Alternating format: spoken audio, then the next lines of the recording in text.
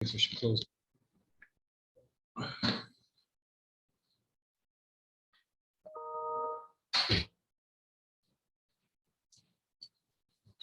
All right, I'm back. And welcome everybody to the Township of Georgian Bay Planning Council meeting for Tuesday, July 12th, 2022.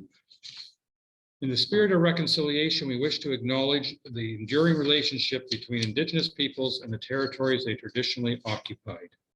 We recognize and deeply appreciate the historic connection they have with this place, the land, the water, the sky, and all that live on, in, and above it. We are grateful for the opportunity to meet here, and we thank the generations of Indigenous peoples who have taken care of this place and who continue to care for it. And we want to show our respect. Hundreds of years after the first treaties were signed, they remain relevant today. May they guide our decisions and our actions. We commit to learn, to educate, to honor sacred places, and to take action towards real truth and reconciliation. Language. Council, any declarations of pecuniary interest? I'm seeing heads shake, so I'm going to take that as a no. Our first motion of the day, moved by Councillor Hazelton, seconded by Councillor Jarvis. Be it resolved, the council adopts the planning agenda of July 12th, 2022 as circulated. All those in favor? And that is carried. Thank you. And the next item, the first is a public meeting with regards to an application to close original Shore Road Allowance R21-10.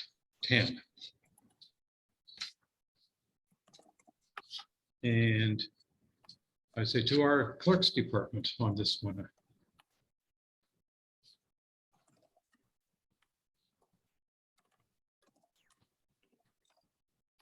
Ms. Levesque, are you making the presentation with regards to the Shore Road closing? Sorry, usually there's a speech that goes, the public meeting speech. Oh.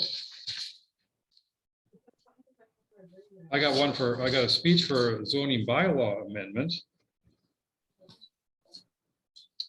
Oh. I didn't get my speech. One moment, please. Make one up. Okay, this morning there's a public meeting in regards to Shore Road Allowance. Can we go ahead? Or no, you probably need more than that, don't you? The clerk needs more than that. You'd think I would have it memorized by now, but I don't even remember my own name, so I need my script. Perhaps you could just reference a previously recorded YouTube video, and people interested in the speech can watch that video and feel comfortable that you have done the right thing. You know, considering some of these speeches that we give over and over again every month, and I find myself more and more droning on with them, we should maybe just record it and just push a button and let that recording play while we all stretch, and then we can get to it.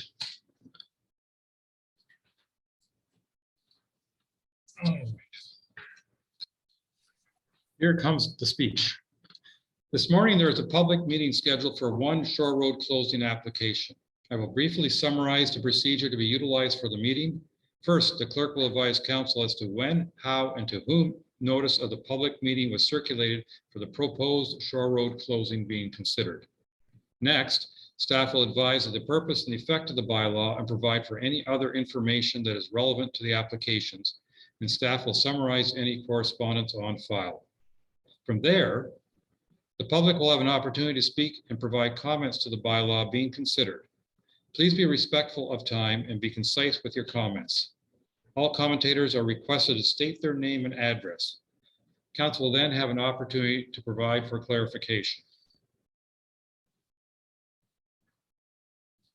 I now declare this meeting to be a public meeting pursuant to the Municipal Act of 2001 C-25 as amended to deal with the following proposed shore road closing bylaws. R21-10-51, with regard to 51 Lindsay Lane. And now to the clerk.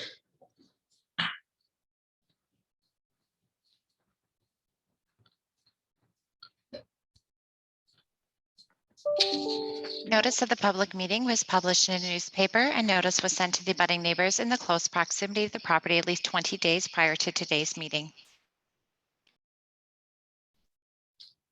All right. Ms. Levesque, should we pass it over to you now? Yes, thank you. Thank you, everybody, for your patience. Great. So I'm just going to share my screen. I hope everyone can see my slides. Perfect. Okay, good morning, Mayor and Council. The only application today is for R21-10, 51 Lindsay Lane. The shore road allowance has been requested by the applicants to allow for future development. The shore road allowance for part 1 is 1,303 square meters at a cost of $8 per square meter for a total purchase price of $10,424 plus HST. The application was received on July 23rd, 2021. The property is zoned shoreline residential type 1, and there are 2 open building permits on file for a single family dwelling and a garage. We just have an image of the location map here.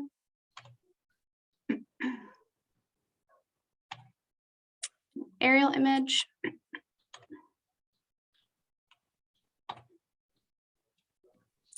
And the site sketch, as well as the survey, and I will zoom in here. So the applicant is purchasing part 1. I didn't see the applicant, Brandon Jordan, in the attendee list, but I'll just take a look now to see if he's here. Mr. Jordan, if you're here, just raise your hand. I don't see your name on the attendee list.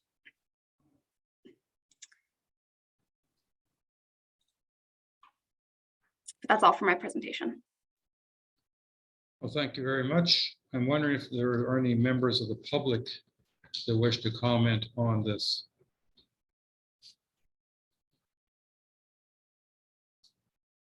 I'm not seeing any hands raised among our attendees.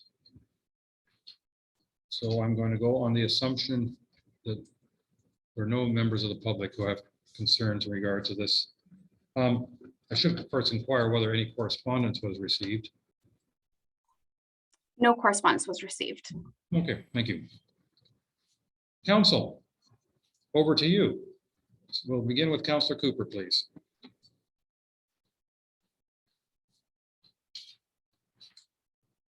Thank you, Mayor Kuzier and Sydney. Just a quick question, just for clarification. Could you bring up the survey again? I just wanted to understand the measurement around the shore road allowance. So my question is, on Haggard Lake, we have either a controlled lake level or a lake level that doesn't fluctuate much. In other words, the measurement that we are using is the water's edge, not a high water mark, because there really isn't a high water mark on Haggard Lake. Is that correct? That's correct. It was measured to the water's edge. And we know that this lake doesn't go up and down 7 feet like Georgian Bay. Correct. Thank you for the clarification.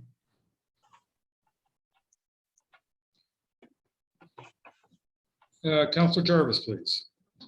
Yes, quick question for Sydney. In one of the survey that indicates the proposed buildings, et cetera, it shows a tile bed and septic tank that both seem to infringe on the shore road allowance. I'm just curious to know, under other circumstances, if the shore road allowance were not to be purchased, would there be an impact on the homeowner by having those 2 items on the shore road allowance, or partially on? Or is that just an incorrect drawing? Through your worship to Councillor Jarvis. I believe that septic tank is pre-existing, so the structure would just remain as is. Okay, so there'd be no obligation for them to purchase this other than the fact they want to have the land, correct? That's correct. Purchasing the shore road allowance would allow them to, replace their dock or build any Yeah. sort of future structures on, but it Okay. has no impact to the existing structures. Thank you.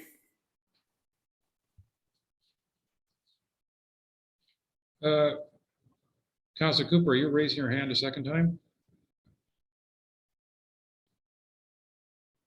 I am. Just a quick other question. Sorry about that. I should have asked this. The reason for the buying the shore road allowance again? Through your worship to Councillor Cooper, to allow for future development. So is this, are we talking about buildings or docks? I haven't had any discussions with the applicant on the particulars of what they're applying for, but I just know that purchasing the shore road allowance would allow them to have building permits issued on the shore road allowance in the future. So currently right now, if they were to apply for a boathouse or a replacement of the dock, building permits would not be issued without the purchase of the shore road allowance. All right, therefore, we're forcing them to buy it if they're doing dock work, when I think we are looking at that as something we shouldn't be doing in the future. So I just wanted to clarify that and understand that. Thank you. I'm not seeing any other hands raised. I will read the motion. I have moved by Councillor Cooper, seconded by Councillor Douglas. Be it resolved, the council passed the closing bylaw 2022-064 to stop up, close, and convey part of the original shore road allowance in front of Lot 1, Concession 3, being Part 1 of Plan 35R-26799, formerly Township of Freeman, now in the Township of Georgian Bay, 51 Lindsay Lane, for the purchase price of $10,424 plus HST. All those in favor? And that is carried. Thank you. Thank you. Okay. Now I have a script for another speech for everyone. For Planning Act public meeting for a zoning bylaw amendment. This morning, there's a public meeting scheduled for one proposed zoning bylaw amendment. I will briefly summarize the procedure to be utilized for the meeting. First, the clerk will advise council as to when, how, and to whom notice of the public meeting was circulated for the proposed amendments being considered. The clerk will also advise of the appeal procedures. Next, staff will advise of the purpose and the effect of the bylaws and provide any other information that is relevant to the applications. And the clerk will summarize any correspondence on file. From there, the public will have an opportunity to provide comments on the amendments being considered. Please be respectful of time and be concise with your comments. All commentators are requested to state their name and address for the record. After the public discussion, the public meeting will be closed. Council will then have an opportunity to provide comments for clarification. I now declare this meeting to be a public meeting pursuant to Section 34 of the Planning Act to deal with the following proposed amendment. Z21-17 for McPhedran. To our clerk, please. Notice of the public meeting was sent by first-class mail to the respective owners and assessed persons within 120 to 800 meters of the property subject to the proposed applications, and to those persons and agencies likely to have an interest in the applications. These notices were sent at least 30 days prior to today's meeting. Included in each notice was an explanation of the purpose and effect of the proposed applications and a key map showing the location of the properties or description of the lands to be affected by the proposed amendments. Other relevant information may also have been provided. These circulations, were all provided in accordance with the provisions of the Planning Act and the Township of Georgian Bay Official Plan. Members of the public are advised at this point that unless they make an oral or written submission to council before council makes a decision on these applications, that any subsequent appeal to the Ontario Land Tribunal may be dismissed by the tribunal. Anyone who wishes to be notified of council's decision respecting the proposed zoning bylaw amendments must submit a written request to the planning department.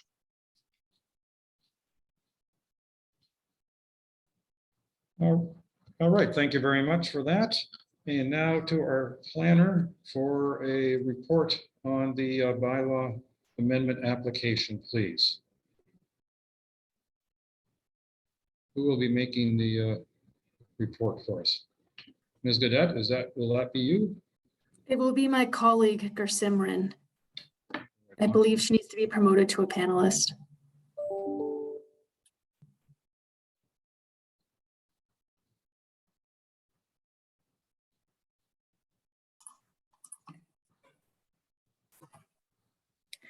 Good morning, everyone. Good morning. My name is Gersimran Seni. I'm a planner with Jill Richards and Associates, and I will be speaking to this application. Let me share my screen.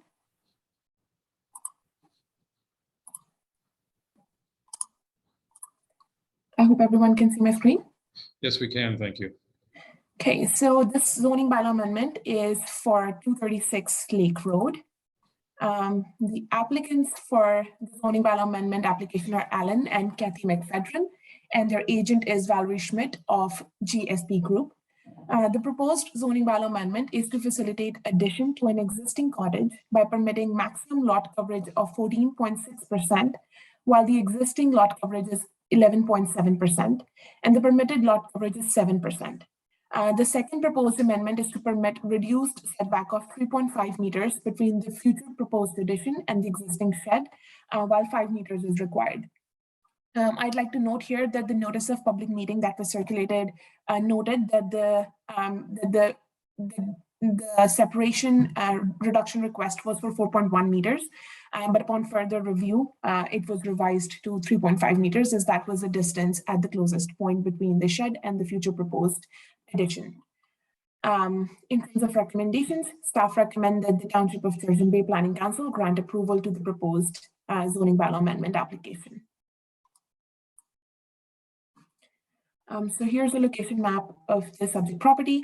The subject property is located on the west side of Lake Road and west of Ontario Highway 400 on the shoreline of Baxter Lake in the Township of Georgian Bay. The subject property has an area of approximately 0.18 hectares and a frontage of approximately 31 meters on Baxter Lake.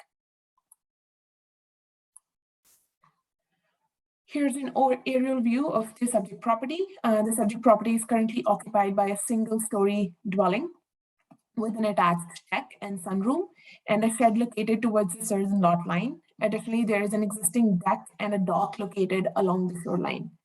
Lands to the north of the subject property are municipal road allowance lands. A bunkie with attached deck and patio associated with the subject property is located on these lands. It is our understanding that the applicant, in conjunction with some neighbors, is currently in the process of purchasing or completing an application to the township to purchase these lands. Lands right here. Here's the site plan of the proposed development, which shows existing and proposed development on the property. The applicant is proposing an addition to the rear of the dwelling, highlighted in red on the screen, and the addition with the proposed addition with which would reduce the building separation between the cottage and the existing shed to 3.5 meters, and the existing shed has been highlighted in blue on your screen. Here are the photos from the site visits conducted by staff on June 9, 2022. The first photo shows the location of the proposed addition, which will extend from the rear wall. The second photo shows the view of the shed and the location of the proposed addition. So this is the existing shed. Here are some more photos. The first one shows the view of the deck from the walkway, which extends from the dwelling. And the second photo shows the bunkie, which encroaches on the abutting municipal road allowance lands.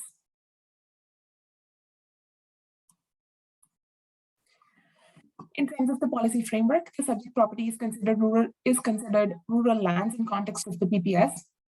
The property is designated waterfront area in the district official plan and has moderate to high potential for archaeological resources. The property is designated waterfront in the township official plan, and both type 1 and type 2 fish habitat have been identified adjacent to the property. The property is zoned shoreline residential type 1. Additionally, the property is located within the MTO permit control area. The applicant will be required to obtain relevant permits from the Ministry of Transportation, if applicable, at the site plan stage. In terms of the planning analysis, the applicant's proposal is consistent with the PPS as residential development is permitted on the subject property. The proposed residential use is permitted in the waterfront designation as per the district official plan, and the uses are compatible with the surrounding residential development. Also, the proposed addition to the existing cottage is not considered a major development, and hence an archaeological impact assessment is not requested. With regard to the township official plan, the proposed residential uses are permitted on the subject property, and the development is generally consistent with the surrounding development. The existing cottage is currently set back approximately 15.9 meters from the shoreline at its closest point. The applicant is proposing an expansion to the rear of the cottage and not further reducing the front yard setback. Additionally, the abutting water body, Baxter Lake, is identified as an over-threshold water body with moderate sensitivity to phosphorus. Therefore, site plan control is required for development on over-threshold water bodies, and the proposed development will also be subject to site plan control.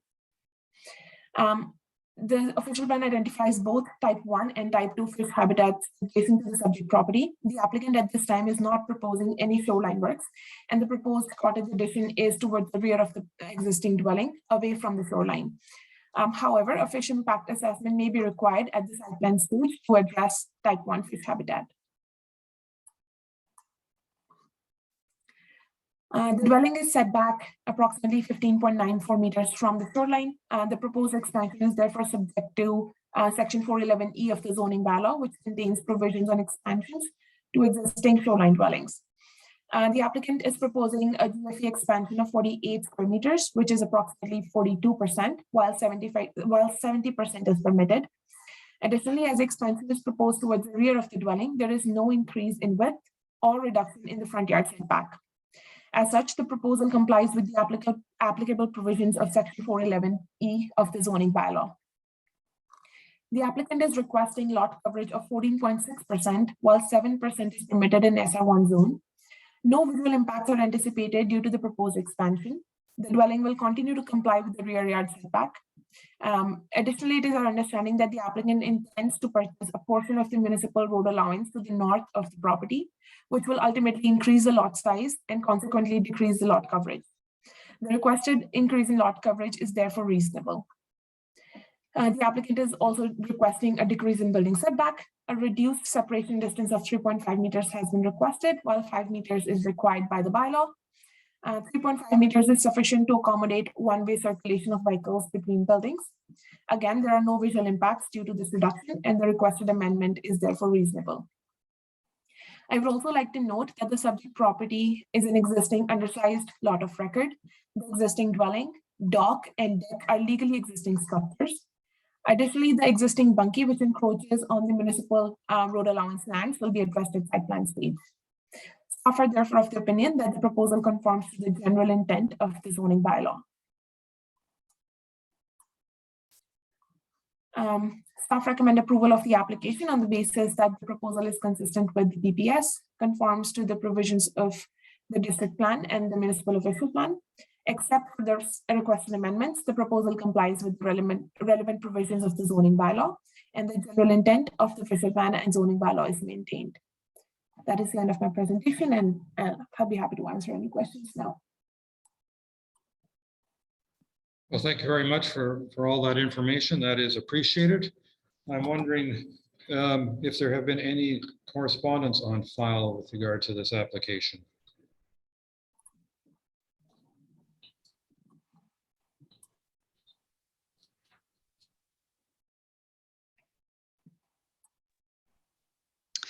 One letter of no objection was received from the District of Muskoka.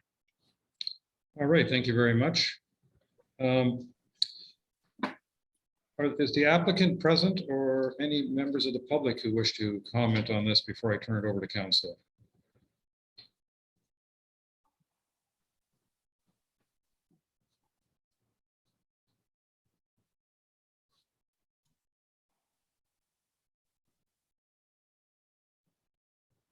I'm not seeing any hands up in the attendees. So I'm going to go on the assumption that no members of the public or the applicant wishes to speak to it. If that changes, please put your hand up and let us know. In the meantime, I will start with Councillor Douglas, followed by Councillors Wienko and Cooper and Jarvis now, please. Thank you. Just point of clarification, if this is, you can answer this question. The purchaser has indicated they're planning on buying part of the municipal lands next to the property. Is that correct? Through your worship, to Councillor Douglas, yes, that is correct. And just subsequent to that, if they purchase that part, do we know, or do you know what the, how that will increase the lot size for the actual property? Again, through you, Mr. Mayor. So at this time, we do not know the extent of the lands that they intend to purchase. And they intend to purchase it in conjunction with some of the neighbors. So we don't exactly know how the land will be divided. So at this time, we're not able to comment on the future lot area. Okay, thank you. And just one other question here. I see that their request is almost double what the lot coverage is right now to expand, which I don't really have a huge problem with that, being that they are looking at buying part of the lands next to them, municipal lands. And the fact that it is at the back of the cottage doesn't seem to be impacting. Just, if I may, one more question, and that is the existing, I think it's a bunkie that they are asking for a reduction in setbacks. Is the setback to the existing lot line 5 meters? Does that comply? For you, Mr. Mayor, so they're requesting a reduction between the existing shed and not the bunkie. The bunkie is encroaching on the municipal land, so they're requesting a setback reduction between the existing shed and the proposed expansion. So that the reduction requested is between the future proposed expansion and the shed. So no, I do. Sorry, I do understand that. Thank you. Sorry, I misspoke on that. It was the shed I was referring to. Does the shed comply with the setback to the lot line? The shed itself? I will need to double check on that. I don't believe it does, but it is an existing structure. Okay, thank you for that. All right, thank you very much. And before we go to our next counselors, I see that it appears the applicant has appeared with their hand up. So to the McPhedrans, do you wish to add any comments to what the planner has presented? Good morning. Morning. Hope you guys can hear me or hear us. We can hear you now, yes. Excellent. We're not very computer savvy. Sorry. Yeah, we at one point we saw the top of your head, but now we just have a black screen. Oh, okay. I'm not sure how to do that, But well, you can hear me. That's the best thing. Please, Yeah, the reason for this essentially is to add a bedroom and a bathroom to the cottage. It's a small cottage, you know, perceivably small land, small lot, of course, obviously taken out years and years and years ago. That's the reason for it. Yeah. Questions for us? Like, we're here to answer whatever you can. I appreciate that. There may be a question or two for you as we go forward with the counselors' questions, but we'll go back to the counselors now. Great. Councillor Wienko, I believe I'd seen your hand. I think Cynthia, Councillor Douglas covered, but just to confirm, so they're buying half of the road allowance in order to get this permission. I think both of them should go together. Can I get confirmation that that's going to happen and that both approvals will go together? Through your worship, Councillor Bianca. So at this time, we're not sure the extent of the lands that they intend to purchase. We've only been advised that they intend to purchase and they intend to make an application to purchase those lands. So at this time, the application before us is for lot reduction on the existing lot. And the intent to purchase the road allowance lands is when they make that application, which they haven't, they're in the process of doing, is my understanding. I'm not comfortable approving this unless that issue on our road allowance is resolved. So I think they have to go together to get my approval. Thank you. Councillor Cooper, please.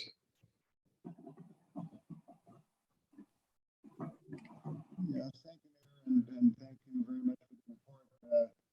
I'm afraid we can't hear you, Councillor Cooper. You can't hear me? Now we can. It seems whenever you look at your other monitor, your voice disappears.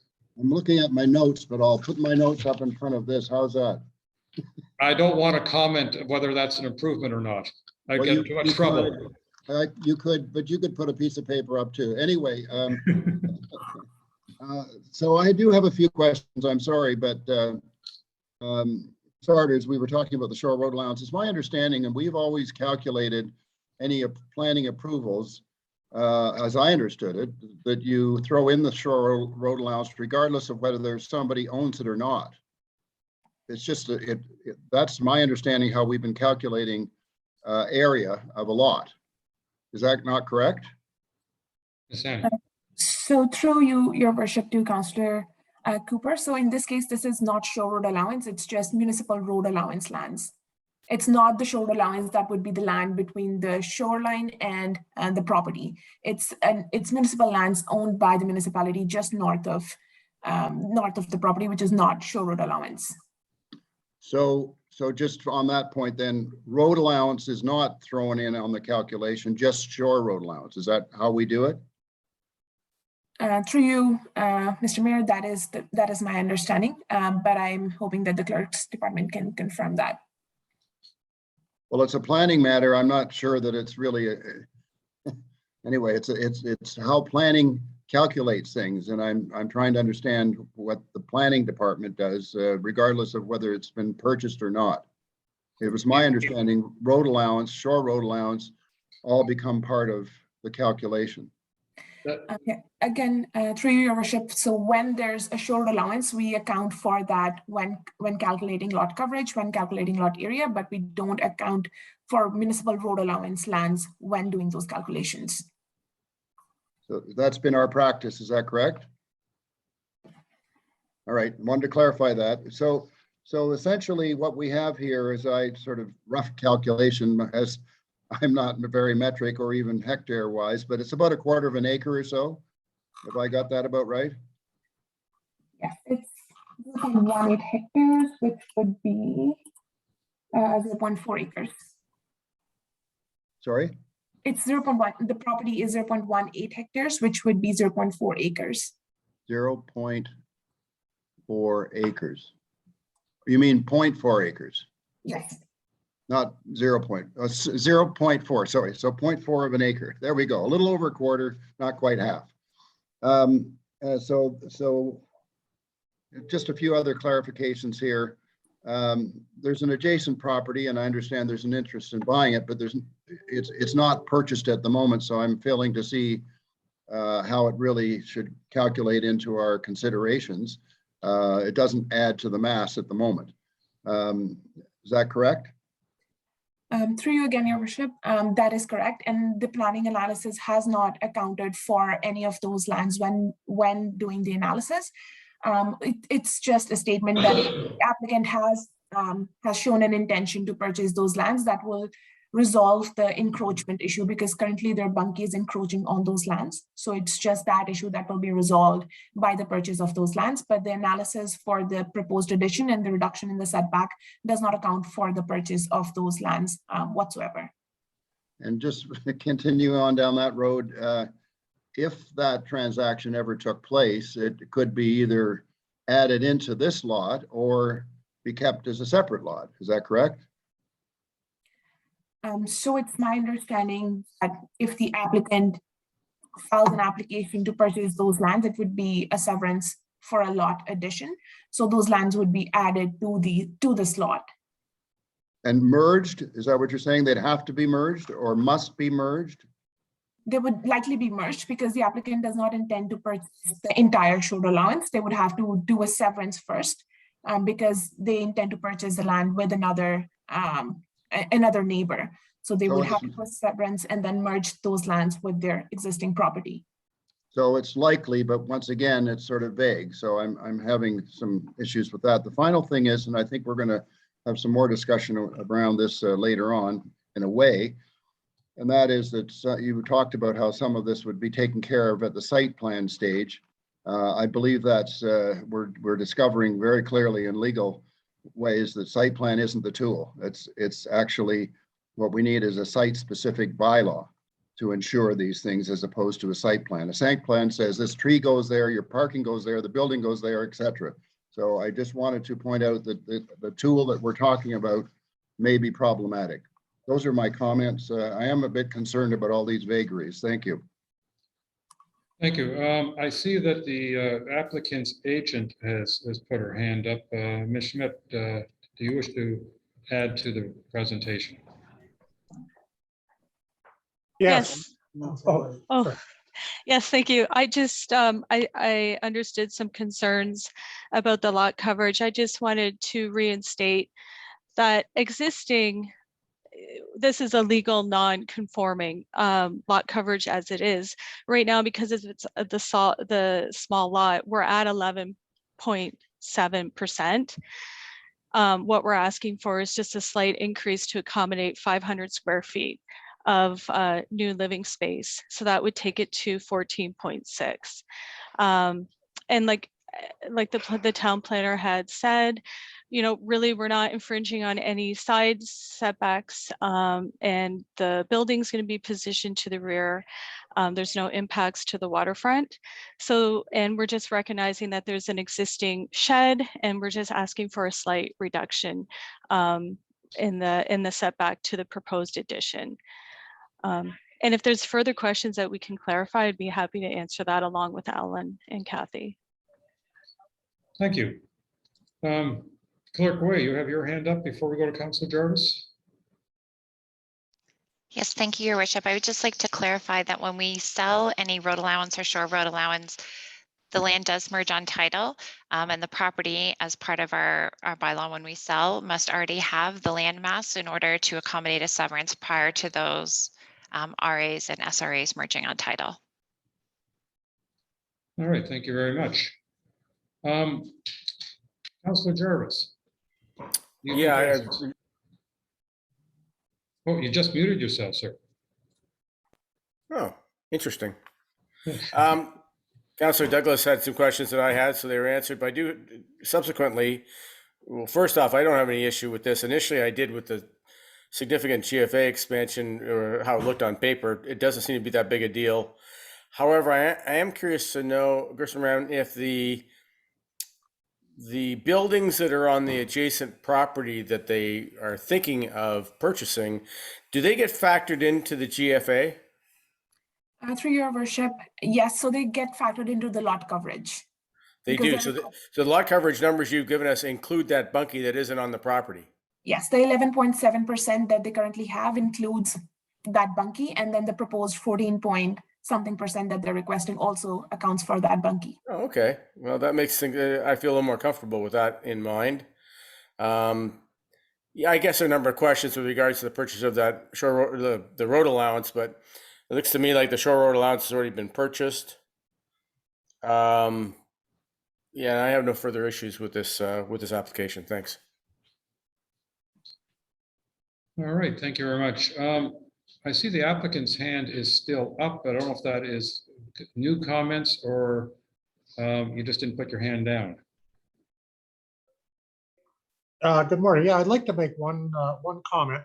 We are fully intending to apply to purchase half that road allowance, which will alleviate the problem of the bunkie being on the road, the road allowance, existing road allowance. I've actually have a meeting with Sydney on Wednesday afternoon to hopefully finalize this, the application to purchase half that road allowance. So as I say, it's something that since we've known about it last fall, that we certainly want to get resolved, and hopefully this will resolve it and everybody's happy. Yeah. That's our number one intent. The bunkie was there when we purchased the property. Now we did improve it. It was basically a shed, and we improved it to a bunkie, put it on a solid pad deck. And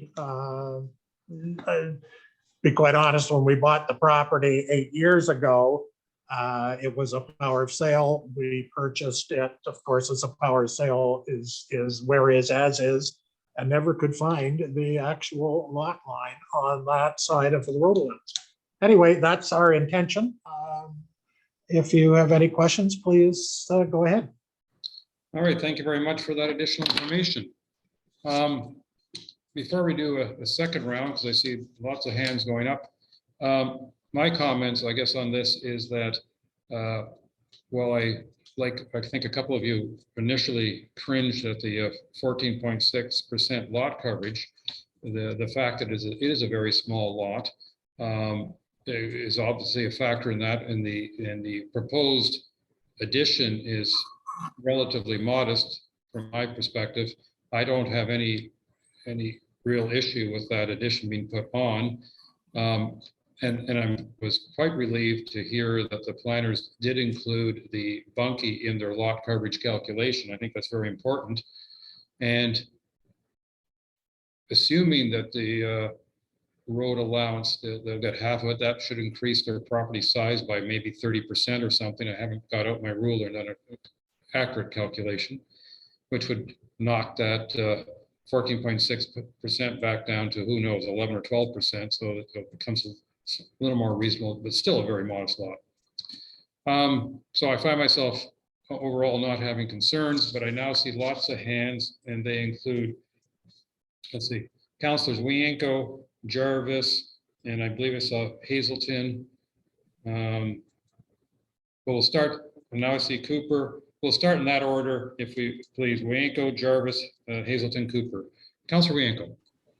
Yeah, just I'm going to request that the resolution or the recommendation be changed to include that this approval is conditional on the purchase of the road allowance. So everything can be done at the same time, but I think that's got to be a condition of this approval. Thank you. Councilor Jarvis. Yeah, that road allowance is no never mind for me. Whether they get it or not doesn't matter in my mind. But Gersaman, you did mention something about a fish study that may be required. How is it determined whether a fish study would be or would not be required? So through you, Your Worship, the subject property is within 120 meters of a type 1 fish habitat. But at this time, the applicant is not proposing any shoreline works, not proposing any development towards the shoreline, but the proposed addition is towards the rear of the development, away from the shoreline. So at this time, the potential impacts were low and a study was not requested. But we will further liaise with the environmental consultants to confirm that a study is not required. And if there are any concerns, it would be requested at the site plan stage. At the site plan stage, again, I think that's one of those, as per Councilor Cooper's comments, the site plan stage, I don't know that we can dictate at that point whether that type of thing can be done. I'm not concerned, as per your comments, the addition is going on behind the cottage, so I don't see how that's going to impact anything in the way of fish habitat anyway, unless heavy equipment is coming in from the water.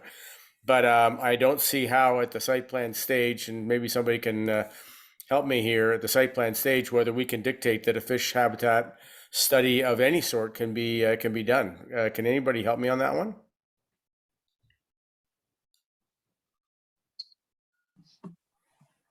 Ms. Gaudette.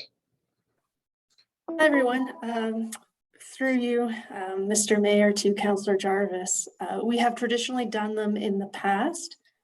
We have carefully reviewed the official plan in light of the OLT decision that came last week. And I believe that's a subject of the closed session we'll have this afternoon. The official plan does allow us to ask for studies, and it's silent on when we can ask for those studies, with the exception that it states that they should be done as soon in the planning process as possible. So it's sort of a gray area in the official plan. Okay, but from a legal standpoint, you don't see there being an issue with us requesting it if we feel it's needed at the site plan stage, then we would be allowed to do that. There could be no appeal to that request. It's pretty typical in Ontario that site Okay. plans do come with studies. Okay, thank you. Councillor Hazelton, please. Thank you. I too had the same reservations when I started reading coverage, etc. A little bit more or less concerned about those things, but I find myself feeling that I really need to support the comments made by Councillor Wienko. I think that this really is an incomplete application. There is something else going on that will make this a complete application. I'm disturbed by the fact that today we force people to buy their short road allowance if they want to deal with their dock or anything like that. This guy's making changes to his property.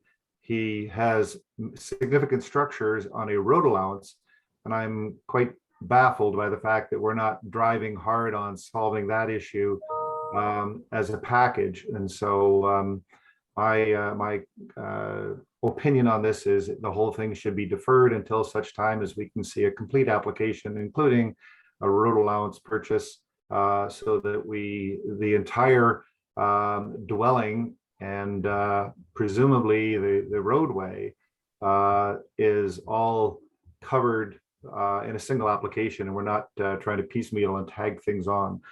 And my final comment is we may be there may be examples in the past where things have been done in the site plan stage, but we've got very clear comments from OLT.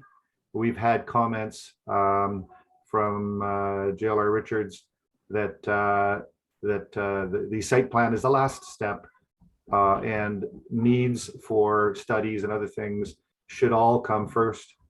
And I'm very disturbed that we're thinking that practice shouldn't start yesterday. Starting tomorrow, in my opinion, is a fail. So I would not be interested in supporting this today.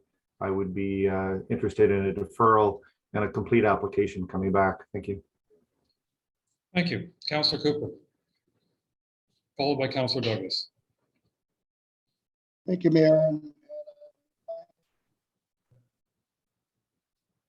Sort of echo the comments that came in from Councillor Hazelton and Councillor Wienko, and I'll try not to turn my head so that you can hear me. You know, site plan is really an urban tool. I'm not a planner, but it's pretty obvious that's what we discovered.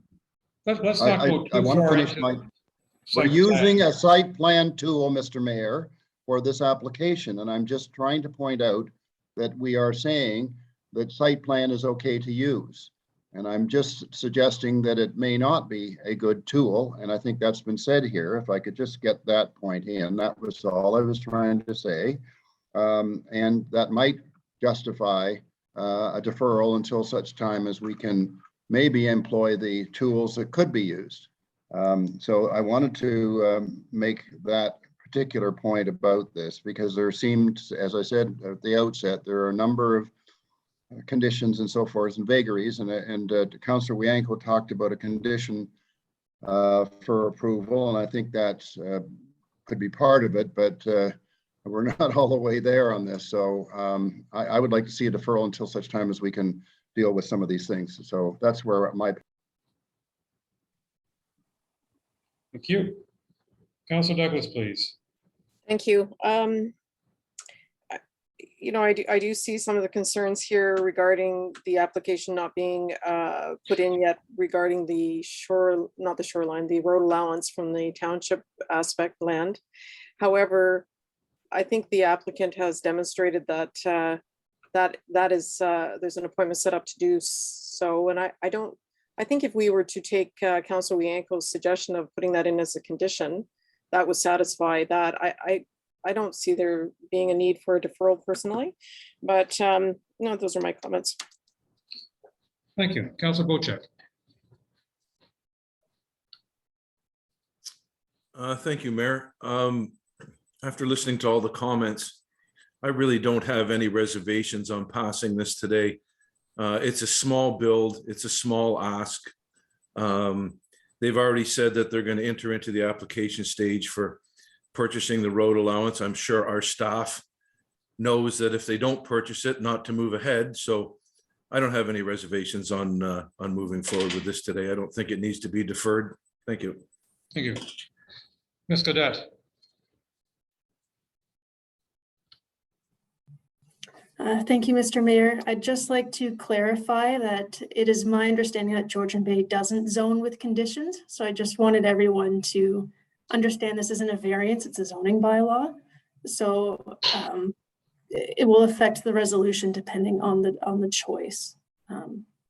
Just wanted to make that clarification. All right, thank you very much. I mean, at this point, I believe I have a split council in front of me where I believe 3 would probably be in favor of this, given that it's a modest, relatively modest request, and that the the bunky's already been taken into the lot coverage calculation. And I have 3 who want either conditions or deferrals. And I'm finding myself, while I respect their request, I'm not that concerned about the possibility of a fish study going into any sort of planning document in the future, because as has already been reported, there is a fish habitat within 120 meters of the site. It's not on site or right in front of the site. It's within 120 meters, and the building that's taking place, the construction is taking place, it will be behind the existing cottage. And so I would be surprised if somebody thought that was going to affect fish somewhere up or down the shore. I'm not sure which direction the fish habitat is. So I'm not too concerned about the site plan control aspect of it myself, because I don't think that our staff will end up recommending a fish habitat study in any case, given the circumstances. And therefore, I'd be willing to approve this, and let, we know that the applicant's already going to work on a road allowance, erase that word shore, and whether or not it goes through, I don't think what they're proposing to build is offensive to the official plan or our zoning bylaw, other than it requires amendment because it's an unusually small lot. With that, I'm going to go back to Councilor Bocek, given that he didn't comment in the first round, so he should at least get a second chance, don't you think, Councilor Bocek? Well, thank you, Mr. Mayor, but I simply left my hand up and forgot to take it down. All right.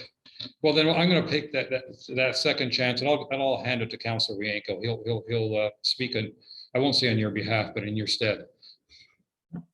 No, I'm willing to approve this if we put that condition that they purchase their share of the road allowance. I'm not looking for a deferral. I'm willing to approve this by putting that one condition in. So if you want my vote, just put the condition in, and I'm willing to approve it. Right now it says recommendation. I'm willing to approve it today.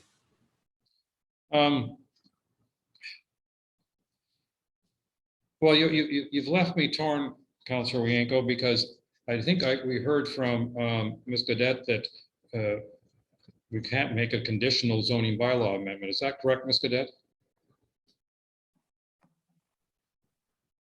That's correct. So in other words, Councilor Wienko, we can't make it conditional. The only thing we can do then is defer. Which way would you go then, given that information? I have trouble believing that. I think right now it's a recommendation. It's not a resolution, it's a recommendation. Well, the motion would become a resolution if it was voted for. Why does it say recommendation? It's not a resolution. I don't know. Anyway, I don't believe you can't. I don't believe you can that you can't put something in there that guarantees that issue be resolved. It's nice to say, yeah, I'm going to look at it. Lots of people have said that and never follow through. So I just wanted to be follow through and be part of the resolution. Well, under the circumstances, I'm going to recommend we defer because I don't want this discussion to carry on. This is a public meeting, which allows us to send it back to staff and then approve it without a public meeting at the following meeting. And I'm going to recommend that perhaps we defer this and then we'll get staff to respond. Miss Annie. Through you, Mr. Mayor, for the benefit of council, if I could just clarify, the only issue or the reason that we would want the applicants to purchase the road allowance in this case is because they have a structure on those lands, which they don't have which is not because it's small, so they didn't have a permit for it. So they still have to go through the site plan process. If during that time they're unable to make that application and the structure still exists, that will be referred to the building department and they would have to remove that structure in case they decided that they didn't want to purchase those lands. In case that the purchase isn't completed by the site plan stage, then it would be referred to building. If it's completed, then the concerns would be resolved. Nevertheless, the analysis for the increase in lot coverage, as well as the decrease in building separation, has not accounted for the inclusion of those lands. It's just based on the current lot that is existing. Thank you. Ms. Douglas, sorry, Councillor Douglas, it's probably how I should address you.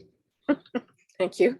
I think given all the information that's been given to us in the last round here, I have no issue whether there's a comment or not. I believe that the applicant will address this, and if not, it sounds like the building department will ask for it to be removed if it's not done. So I have no problem and still would consider passing this today without a deferral. Thank you. Okay, we're going another round here. Councillors Cooper and Hazelton. I'll go to our clerk first. Thank you, Your Worship. I would just like to clarify that we don't force people to purchase their shore road allowance if they are in need of a building permit. There are other avenues. Oftentimes it is the best option for them from their insurance perspective and from our insurance perspective and liability coverage. That is the reason they generally purchase, but we are not forcing anyone to purchase that. And in this circumstance, because it is a road allowance and not a shore road allowance, there's no issue from the clerk's perspective, from an ownership perspective for the application at hand, as the structure is fully encompassed within the main current lot. The bunkie that is over the lot line can be addressed after the fact through the purchase of the road allowance, either through a license of occupation or through being dealt with by the building department. So there are lots of avenues for staff, now that we are aware of this situation, to move forward and rectify it. Thank you for that. Councillors Cooper, Hazelton, and Hazelton, please. Councillor Cooper. I'd like very much to approve this today, but it is an incomplete application. I'd like to see it deferred until we take care of the business at hand that we've discussed. So I'm sorry I can't support it, and I would like to see this incomplete application completed. We have had a history in the past of approving things like something like this, and we ended up examples where we have two huge dwellings on one lot that have happened in the past, and because of approvals like this. So I think we need to have our ducks lined up in advance before we approve anything. Thank you. Councillor Hazelton. Yes, I have a question for Ms. Sani. You've talked about a site plan, and I'm wondering how could a site plan bridge two lots, especially when one part of the lot is not owned by the property owner?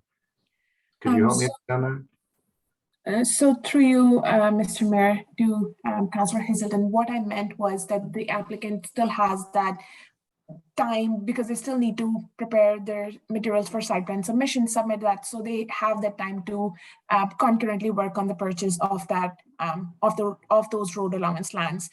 So that was my intention, and not to say that it will be merged through site plan control. So what I mean is, by the time the site plan control is finalized, if the applicant has not purchased or has changed their mind about purchasing those lands, the matter will be deferred to building, and then the illegals or the encroaching structure would have to be removed or demolished.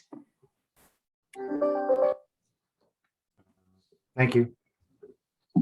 All right. I'm going to hesitate. I'm changing my mind on my initial comment about going for a deferral, and I'll tell you why. If we defer it and this comes in front of us again in 1 month or 2 months' time, there's a very real possibility that the road allowance purchase application will not have been completed. Things don't move that quickly. And so I don't think that particular item will change status in the next month, other than we might have it confirmed on paper that the applicant has applied for it.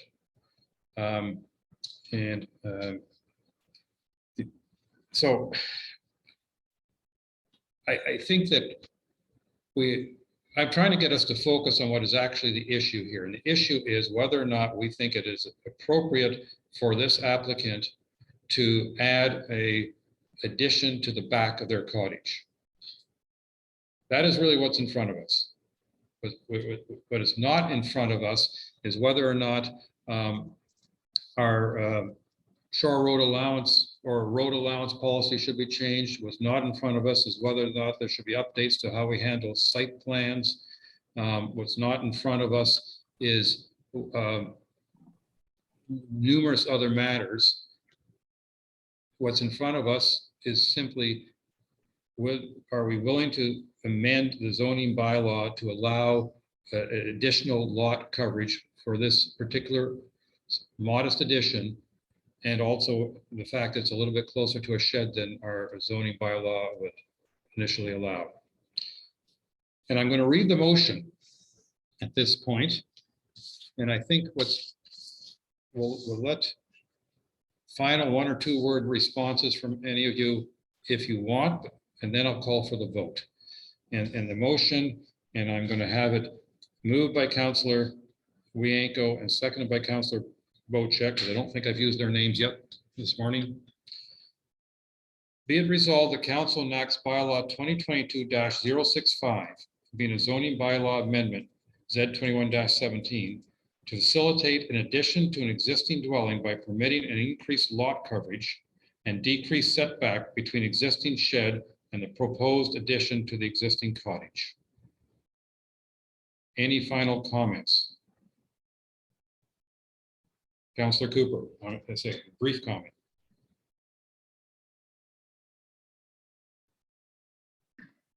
Thank you, Mayor. And the mute button. Regardless of very good comments you make, it's an incomplete application. And in planning, we need to have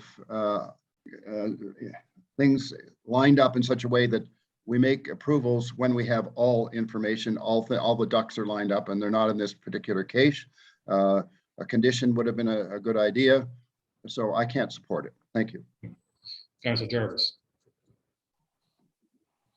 And I'm of the opposing mind on this one, in that if you take the application in isolation without the other factors we discussed, it still, to me, is a reasonable application, and as such can be, I think we can approve it as is.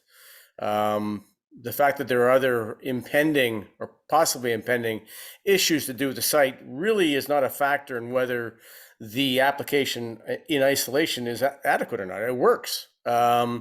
I was concerned about total lot coverage, but I see what's going on with that, care of our planner, so it works for me. So I'm happy with it as is.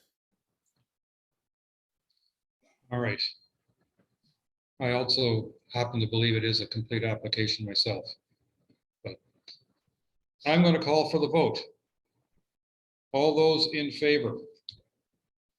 1, 2, 3, and I make 4. So that is now carried 4-3. Thank you. Thank you very much, everyone. Good day.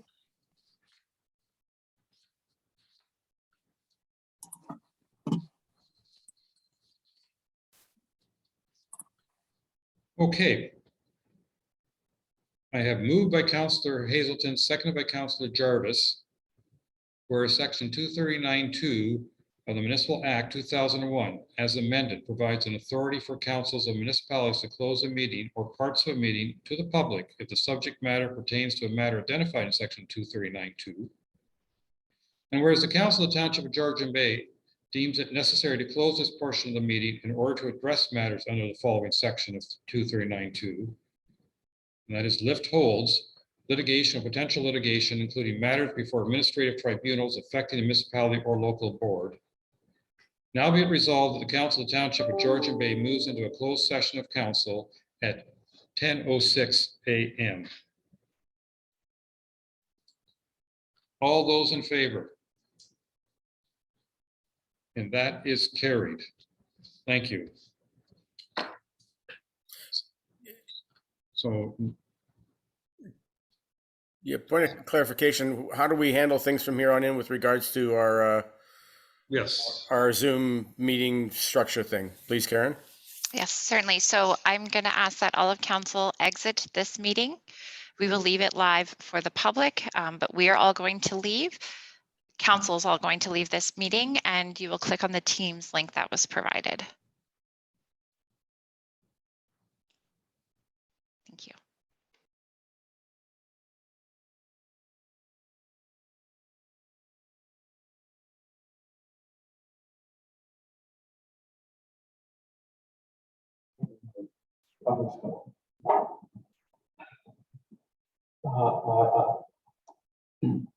Question. Are you continuing the debate to try and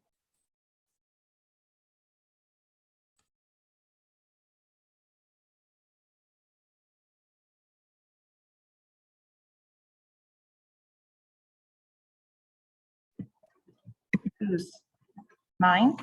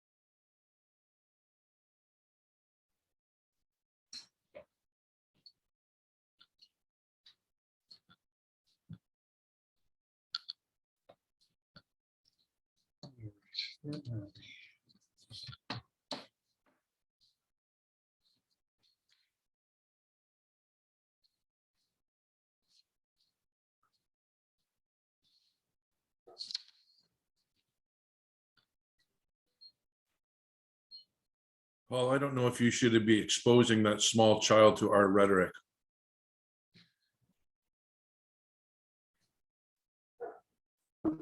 We're home alone, at least for the next 15 minutes anyway.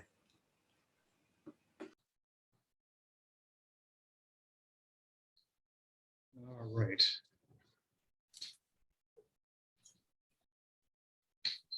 We seem to have most people back. 1, 2, 3. Got a couple more still to join, I think. Who is Steve?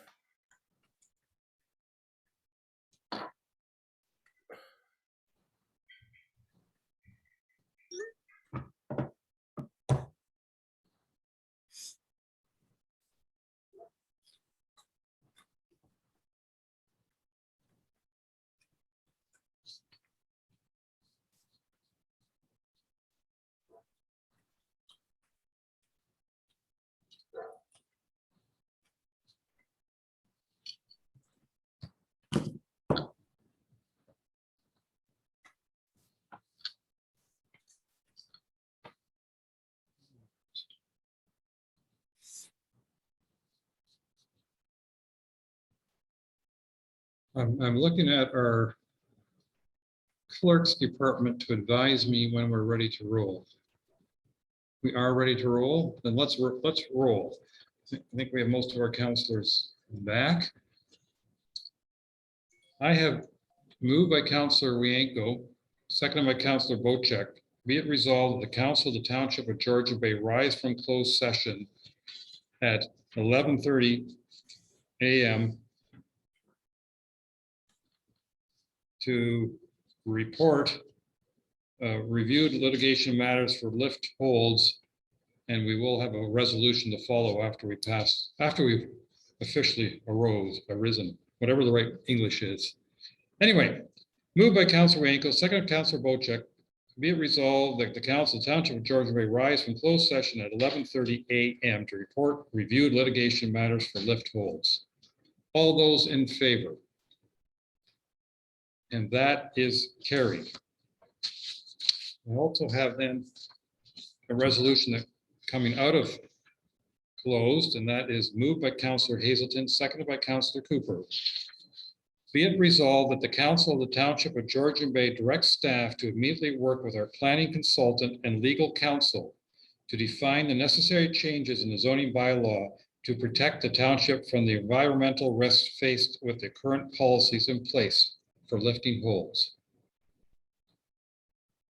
All those in favor? And that is carried. Thank you.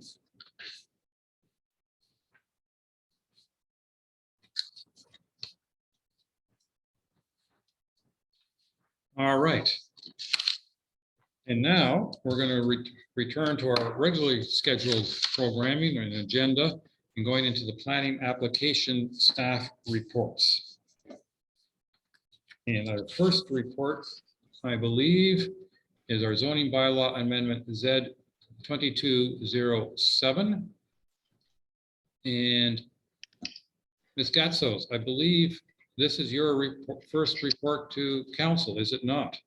Yes, it is, Mr. Mayor. Sorry, I'm having some trouble with my camera. Okay, hope you can see me. I can see you all here. Welcome to council. Thank you. I've enjoyed listening these past few weeks and listening today as well. So looking forward to presenting today for you all. Well, please go ahead. Thank you. Oops. 1 second. Let me share my screen with everyone. Please bear with me for 1 moment.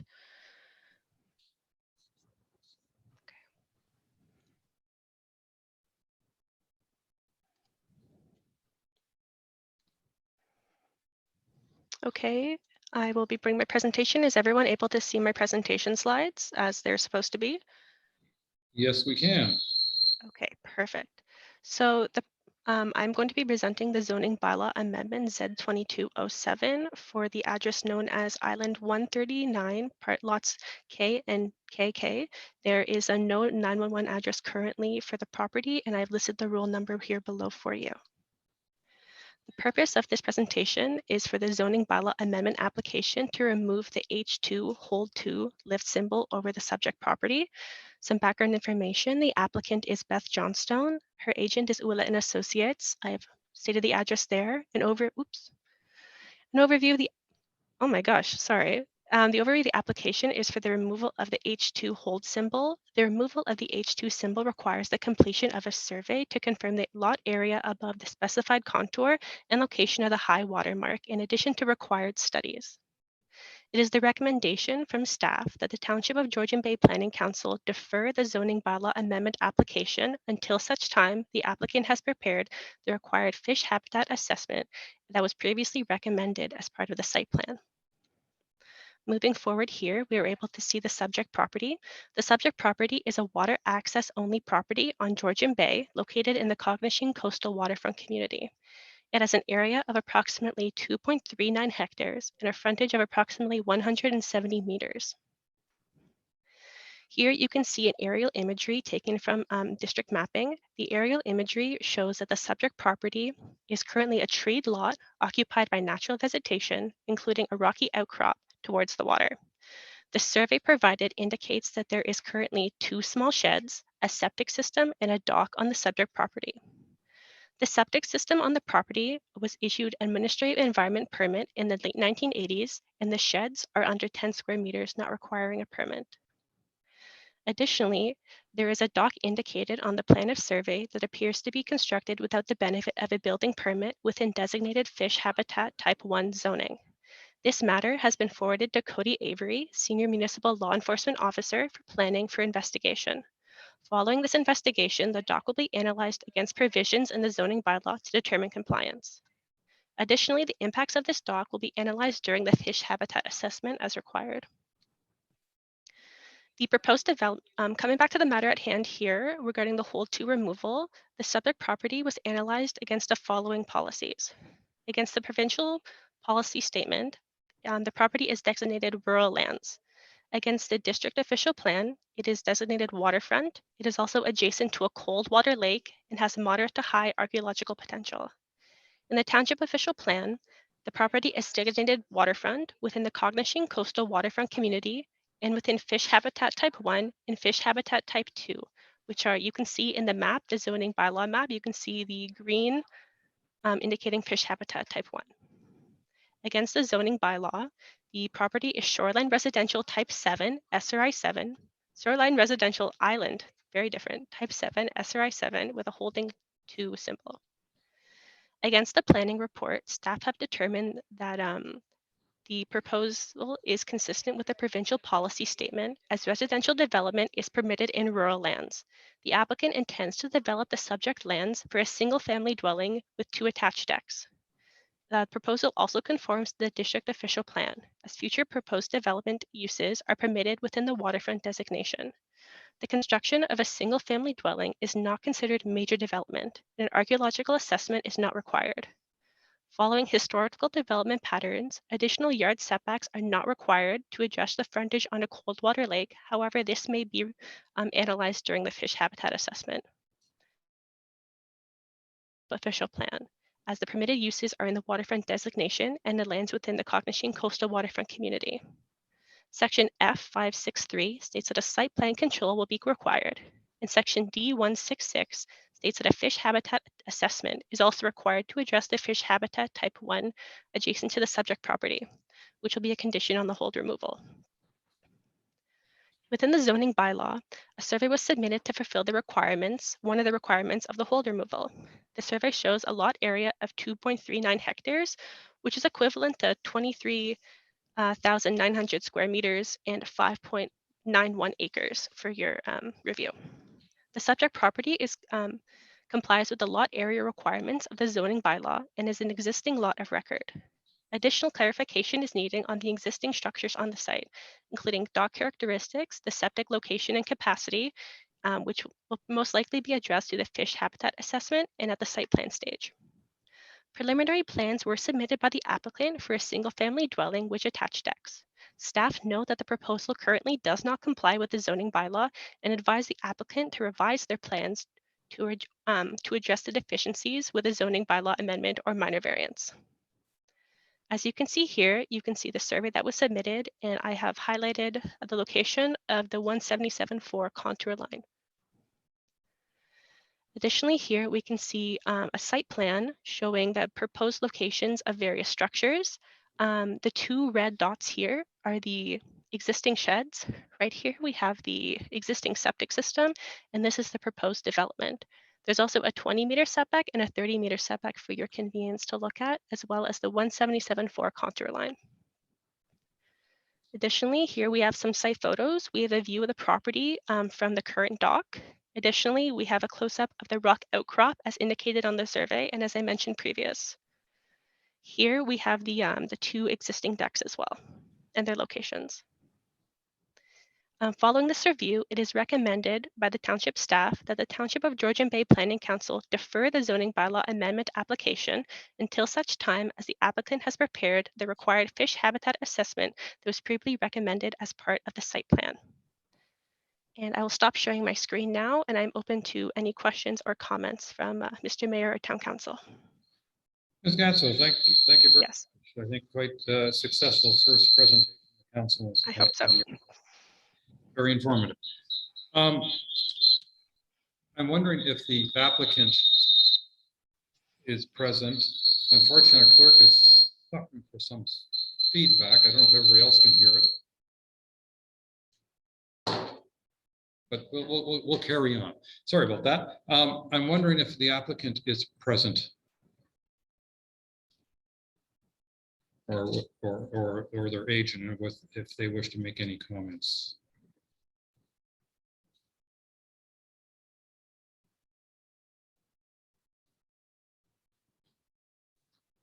I've not seen any attendees raising their hands.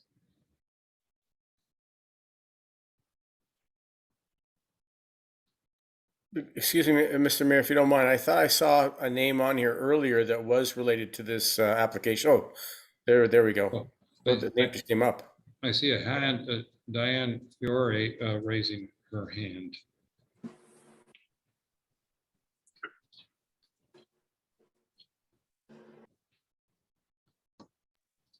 I'm sorry, I'm Steve Poskin. I was just called away there for a second. Did you have a question for me? Sorry, I'm one of the landowners in question here. Well, the question very simply is whether or not you have any comments, additional comments you'd like to make to what the staff member has provided. I believe not. We do have, I don't know if she mentioned that we have hydro already on that property, which we did get a permit for. The dock in question, there's been a dock there probably since Will France owned that property. I don't know how many years ago. And all we've done is just rebuild a new dock in exactly the same place. But other than that, I don't know of any other comments. Well, thank you very much. We may have a question or two for you as the discussion continues.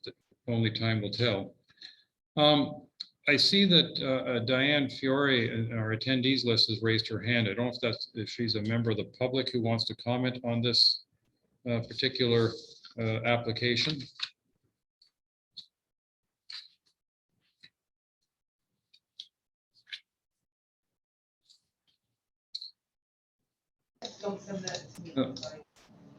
Ms. Fiore, did you wish to comment on this application? Yes, I'm part of Roulette and Associates, agent for this property. During the preliminary site plan stage, I had connected with Joshua, one of the planners at Georgian Bay Township, and he had let me know that fish habitat assessment is not required for the hold removal application, and that the property being abutting to fish habitat does not impact the hold removal. Are you able to shed some light on that, possibly, Catherine? Through you, Mr. Mayor, I am able to answer the change in the requirements for the hold lift removal are, I guess, I don't know if I'm able to describe it. I'm not privy to the conversation regarding the Ontario Land Tribunal results. So I will defer to Jen Gaudet from JLR to maybe explain that a little bit further into why these requirements have changed. Ms. Gaudet. Yes, thank you, Mr. Chair. So through you, we had a recent OLT decision as recent as last week that addressed a similar H2 lift with environmental concerns as well. And the OLT essentially provided direction that studies should be done as soon as possible, including at the H lift instead of down the road at site plan. So essentially, the recommendation has changed from approval to deferral, just changing the order of the studies. It would have been required at site plan anyway, so now we're planning staff are recommending it be done up front instead of through site plan, but it's the same requirement, just different time. Okay. All right, thank you. I will now turn it over to council, and I have Councillor Vocek followed by Councillor Cooper, please. Thank you, Mr. Mayor. I'll be short. I'm going to ask the question of Jen. Currently in the official plan and the official plan bylaws, it says in order to have an H2 removed, you have to provide a survey showing that the lands meet the minimum requirements. And that is the only thing that's on the books today, correct?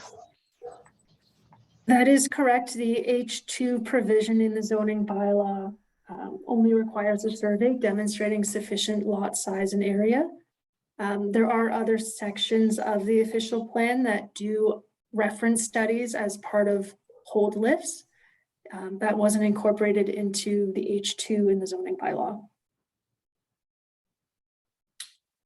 Okay, supplement to that. So this would be considered a complete application because the application met all the requirements to remove the H that are currently in place?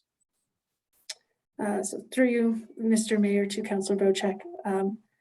Unfortunately, the township has not issued complete application requirements for a number of years. So there was no official application complete notice that was sent out for this or any other application. However, the official plan does allow planning staff to require studies along the way. So this, in previous practice in the township, this would have been a requirement for site plan. In line with the OLT decision, staff are recommending that it occur as part of the hold removal. So should there be changes to our policies and procedures moving forward that would reflect this? Because this applicant applied for this and I'm sure is fully expecting to have the H removed because he's complied with our requirements of proving through a survey that his lot is big enough to develop. So I have no problems with the application. If we weren't moving towards a deferral, I would probably recommend, or I would approve it. And as far as I'm concerned, if it's the will of council to move ahead with approval, I think the deferral was just put in there as a temporary stop measure so that we can address the OMB or the OLB or whatever they want to call the thing today. Their new insight by an individual judge who made a ruling. That ruling may not have come from another individual sitting in the seat of the chair. So while I do recognize the recommendations of the tribunal, I don't think it's incumbent upon us to change our policies or our procedures or our ability to approve based on a ruling that was given to another case. As far as I am concerned, Mr. Johnson has put in an application for approval. He's met the conditions that are needed to remove the H, and I would certainly, as a counselor, be willing to remove that H. Thank you. Thank you. Councillor Cooper, followed by Councillor Jarvis.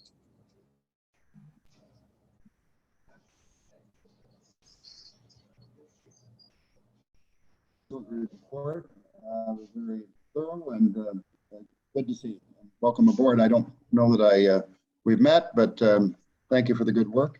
And Jen, for your responses to the query about where this complies or where things are compliant or not compliant. I think I heard that while in our zoning bylaws we require one thing, our official plan, which is also something that we have to comply with, states that we need to fulfill all these studies and or studies, as it were, if they're required.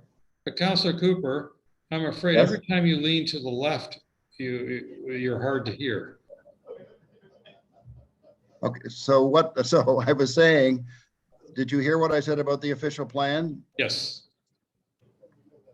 Okay, so our official plan is one of the two documents that drive our planning decisions. And I thought I heard from Jen that one doesn't sort of match the other, but one of them does drive the position that was taken and spoken about here, and that's why the suggestion to defer this until we have the FH1. I also thought I heard that effectively, it's just putting the fish habitat study in one spot versus another. I didn't hear that it's going to slow this thing down immensely, other than getting somebody to do the FH1 study. So is that correct, Jen, or not? And to Catherine.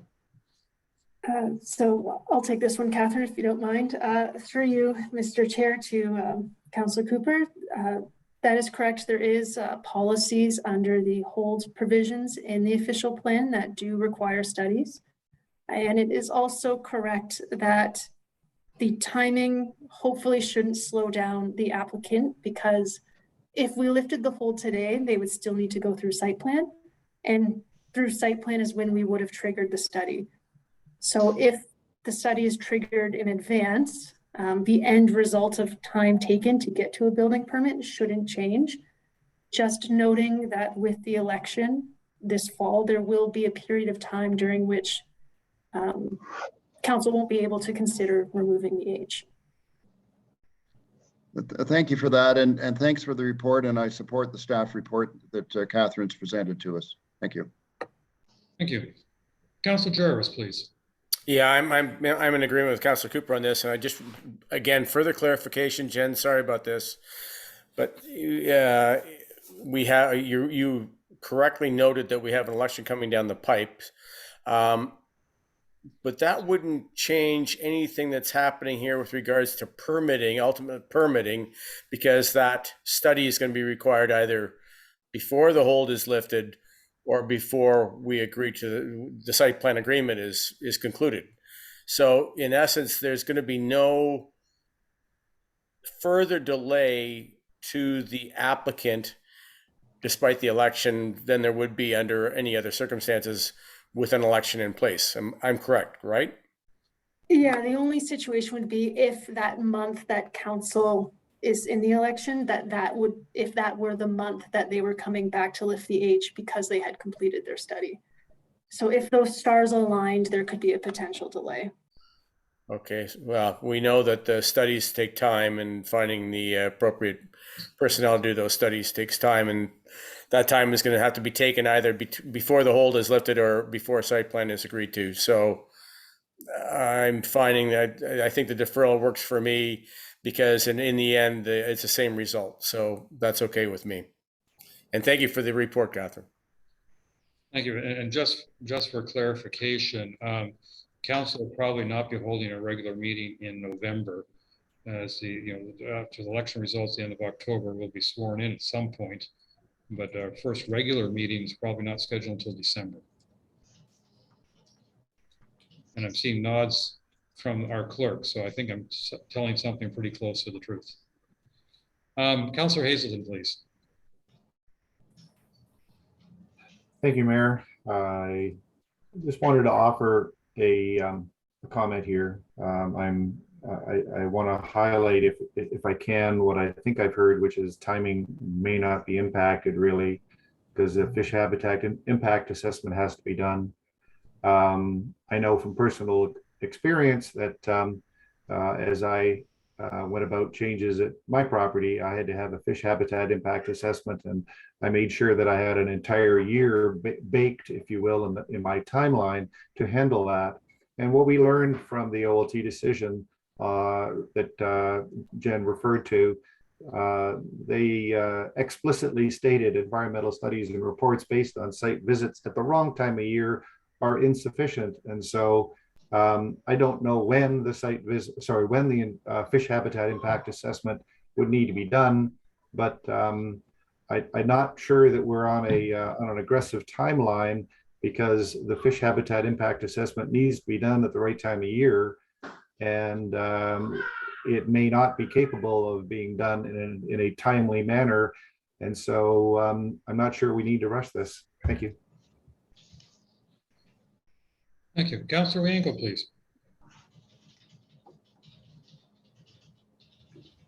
If we're at the site plan control position right now, would there be other studies required besides the fish habitat study? So in other words, basically, if we approve this delay or defer today, would it down the road someplace, would there be other studies like species at risk or other studies have to be done? Through you, Mr. Mayor, to Councillor Wienko, at this time, reviewing the official plan of the township and District of Muskoka, there are no additional studies that would have to be done. Say the applicant were to go forward with a development application that would require a zoning bylaw amendment or a variance or a planning application, additional studies may be required at that time, but we don't know that right now because there isn't an official development plan in place. I hope that answered your question.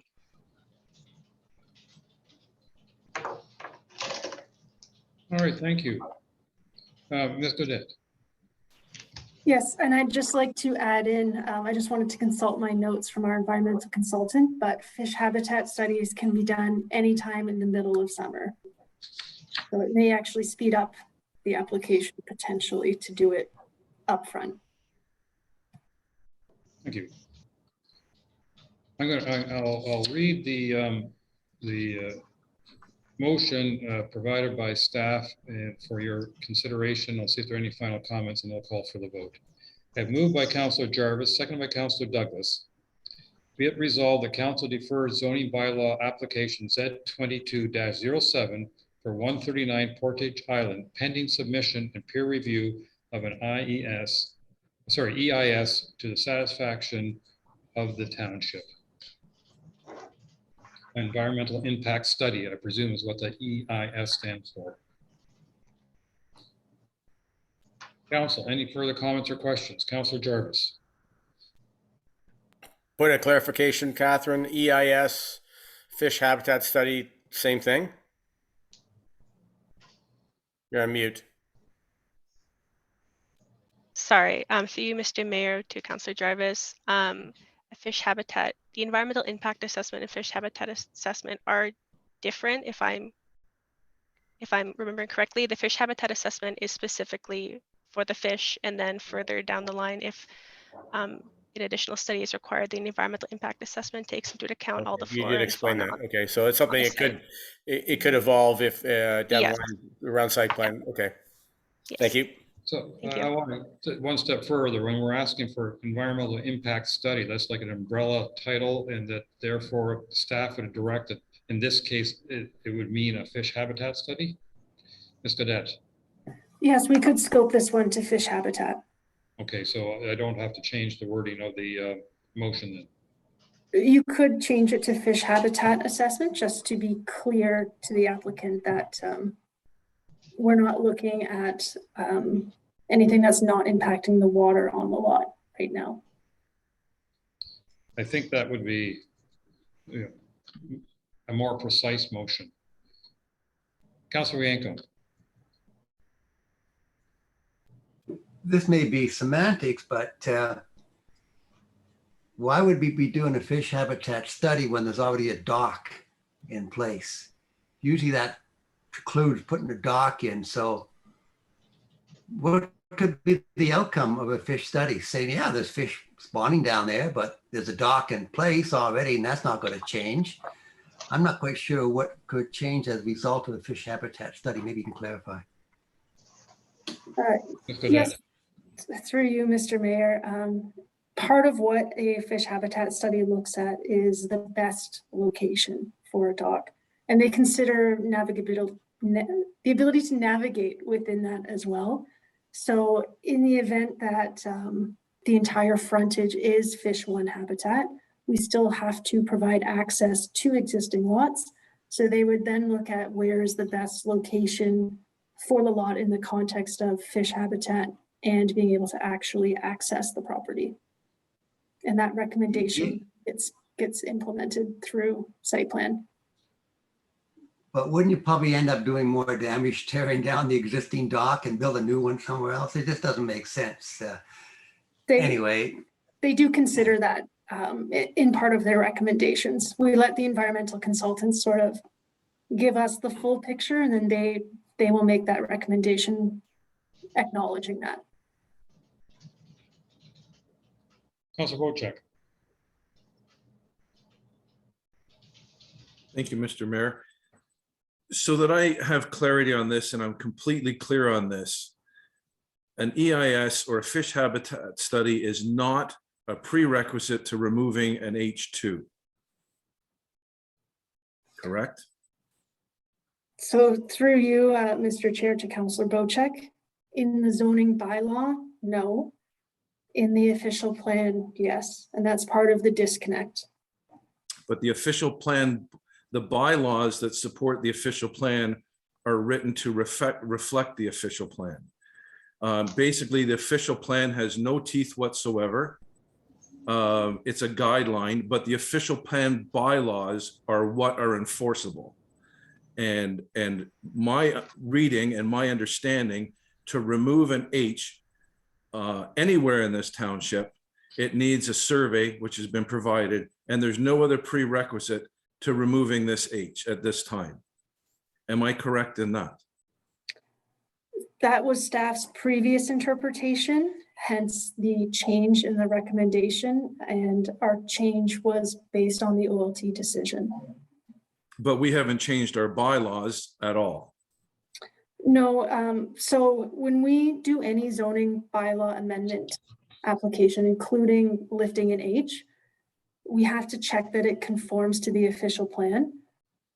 So staff's previous interpretation was that we were looking only at the H2 lift requirement in the zoning bylaw. And the tribunal has told us that we need to take a more fulsome approach to that. Hence the change in our recommendations, but council is welcome to vote on approval, deferral, or denial, as is the case in any application. Okay, thank you for that, because my recollection that any other cases that have come before us, before this council in the past, that met the requirements of providing a survey to show there's not enough for the lot coverage was the only prerequisite there was to lifting H. And now, because a chair of a tribunal has made a recommendation, we're all of a sudden abiding by it, even though we don't have a bylaw in place to support it. So I think I've heard all I need to hear as far as where we're headed with this, and where the decision lies is, as far as I'm concerned, based on the current laws that this applicant has applied and recognized the current laws and has conformed to the current laws that are on the books. And in his case, I would expect to get approval. So I'll leave it at that. Thank you. Councillor Cooper.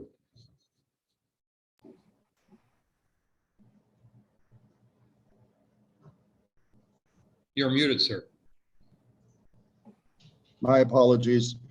So many buttons today in different formats. So I've been told, rightly or wrongly, by planners that essentially zoning bylaws come out of an official plan. So the official plan is sort of the overall umbrella, and we've got some very specific language in our official plan that was missed in essence in our zoning bylaws that it pertains to H2, not others, other H's, for example. So umbrella, here's the specifics. They both have to align as far as I'm concerned. And so that's one. Two, the most recent decision, there were two chairs from the OLT because it was so complex. And they found that our practices were not aligned with our, for example, official plan. So that was the case that just recently came out, but there have been two previous cases that have been referred to earlier today. So I think that's important to note that we've been told effectively we need to change what we're doing. So I support the report from Catherine and the comments from Jen. Thank you. Thank you. Councillor Douglas. Thank you. Well, again, I'm not in favor of moving the goalposts halfway through anything. And I think at this point, I would agree with Councillor Bochuk that our bylaws really stipulate only a survey. And I think if we are going to change, and I'm not saying, and I'm not suggesting we shouldn't change given the new rulings, but I would say that today, that application was put forward with the recommendation of a site, not a site plan, a survey. If we're going to change things, and I would suggest we're going to be looking at that quite strongly, is that we update our bylaw before we start changing things here. So I'm in favor of the application going through today as it stands, and I do agree that we need to look at our bylaws, but we should change the bylaw before we, in my opinion, before we start changing what our applicants are trying to do with the current bylaw. Thank you. I don't know if I've made much comment on this application. I personally agree with the staff recommendation for deferral for the reasons that have been expressed. I believe that both the official plan and the zoning bylaw have to be taken into consideration. But I'm also, I will admit, relieved that I don't believe this is actually going to cause much hardship to the applicant, because the applicant is going to have to do a fish study anyway. We knew that was coming. And perhaps if he gets on the ball right away, if he's fortunate enough to find somebody to do the study, might be able to get done this summer, versus if we asked him in the fall to do a fish habitat study, just because of the weather, he'd be forced to wait until the spring. So it might, maybe, perhaps I'm the naive optimist here, might actually work in his favor. That's my hope. But having said that, I support the staff recommendation of a deferral, given what we have learned last week. And yes, sometimes things change a little bit quickly, and I think that we have to respect the advice that we have received from the most recent OLT hearing. With that, I'm going to read the resolution one more time and call for the vote. And I have moved by Councillor Jarvis, seconded by Councillor Douglas. Be it resolved that council defers zoning bylaw application Z22-07 for 139 Portage Island pending submission and peer review of a fish habitat study to the satisfaction of the township. All those in favor? 1, 2, 3, 4, and I make 5. So that is carried 5-2. Thank you very much. And thank you very much to the applicant, Mr. Paskin, and your agent. And I wish you the best of luck with the fish habitat study. Thank you. Okay.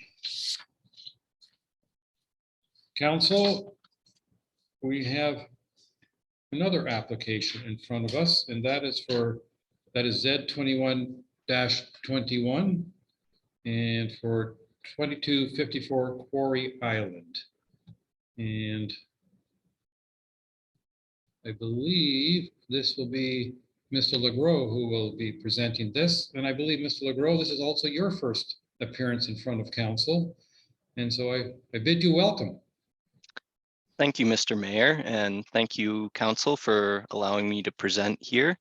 It is my first time in front of council as a student. It is a unique situation, and I greatly appreciate it. So I'll share my screen here.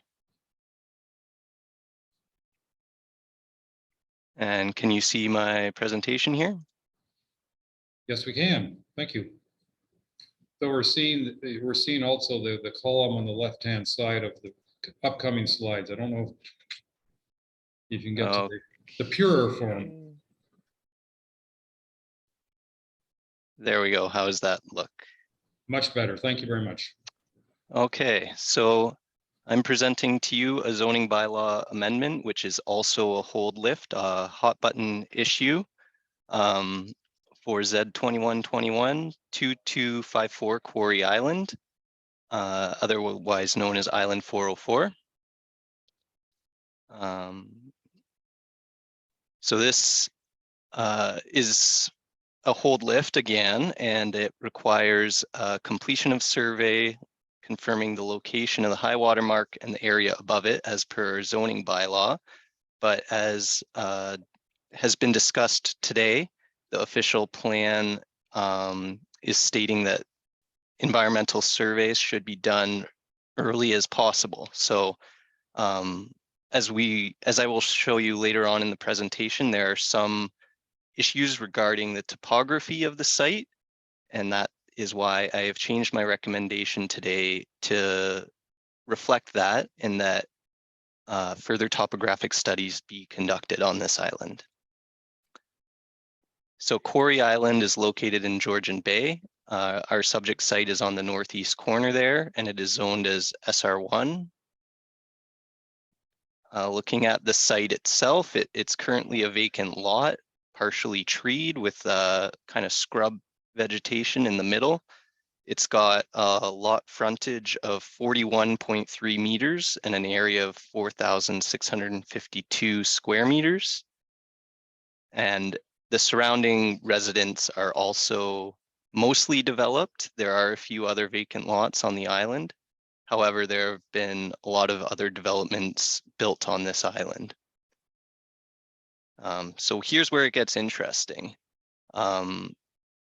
With the provincial policy statement, it is stated as rural lands, and that means that single family homes are permitted and residential development is permitted, which this one is, and that conforms with the provincial policy statement. With the district official plan, this is the interesting part, is it is located in a known karst topography region. And karst topography is basically rock that is subject to erosion, and it can create sinkholes or caverns. So it states in the district official plan that assessment may be required when development is proposed on this topography. Other than that topography, it's on a cold water lake and has moderate to high archaeological potential. That is not required any assessment unless it's multi-residential or resort being proposed. It's also on a waterfront and rural designations, which basically allow for single detached dwellings, which is permitted. So the most interesting thing is this karst topography region. In the township official plan, it's in the Honey Harbor coastal waterfront community, and it has type 2 fish habitat. Type 2 is a bit more not as important to have assessment required, and our official plan does not require an assessment for type 2. As per the zoning bylaw, it's a shoreline residential type 1 with the holding symbol, as it is a vacant lot on an island. Based on the proposed plans, it appears to conform to the zoning bylaw. However, this is just to remove the holding provision. So here's the submitted survey, and as you can see, it denotes the 177.4 meter contour and the area above it. It's got a lot frontage of 41.3 meters, which is under the zoning bylaw requirement of 60 meters, but it is an existing lot of record. So that means that development should be permitted. Here's some photos of the site. As you can see, it is partially treed with some clearing, and there's a cleared location where the dwelling is proposed. It's not quite apparent that the karst topography region is there based on visual inspection, but I am not a certified geologist and cannot make a detailed comment on that. So based on all that information, my recommendation is that we defer the approval until further topographic studies are conducted, and perhaps of the surrounding island as well, because a lot of those lots have been built without studies. But that I will leave up to council, and I will answer any questions that you guys have for me. Thanks.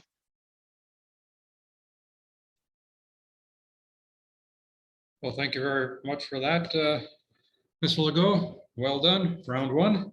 Hopefully you will have many more rounds from you. I'm wondering if the applicant is present or any agent of the applicant.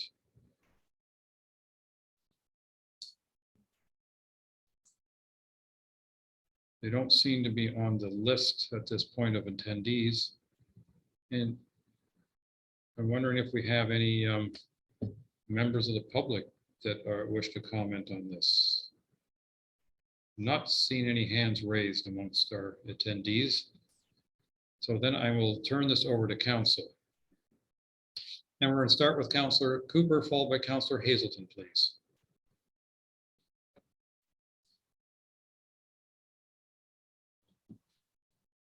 Thank you, Mayor Kutzier and Adam. Thank you very much for your report. Excellent, interesting report. a consideration that we need to carefully measure, especially as it pertains to the topography. I think your advice is very sound and good, and I would support the position that you've taken on this, and that's my spot and or position on this. And thank you for doing that. And I'm looking forward to hearing more reports from you in the future. Welcome aboard. Councillor Hazelton, please. Thank you, Mayor. I just have a couple of questions. You, Adam. It would appear that there's a dock. Looks like there's a fair amount of clearing that has been taking place on one of the images provided. So this is, you said, a vacant lot, but it has a dock on it. Can you help us understand if this dock is a legal permitted dock, or how did it get there? Yes, through you, Mr. Mayor, to Councillor Hazelton. We noticed the dock built. I actually visited the site myself and was not expecting a dock to be there. I've brought the attention to our bylaw officer. There are also two small structures on the island which were denoted on the application, and as they are under the building permit requirement, they did not need a building permit. So as per the township's view, it was vacant because we didn't know of any of these structures. But yes, there are currently structures on it. In order to proceed at the site plan stage, the dock in particular will need to have a building permit. Thank you for that. I also noticed that there's a marine railway, and I'm presuming that would require a permit. You mentioned there were a couple of cabins on it. Can you help us understand those cabins habitable or not?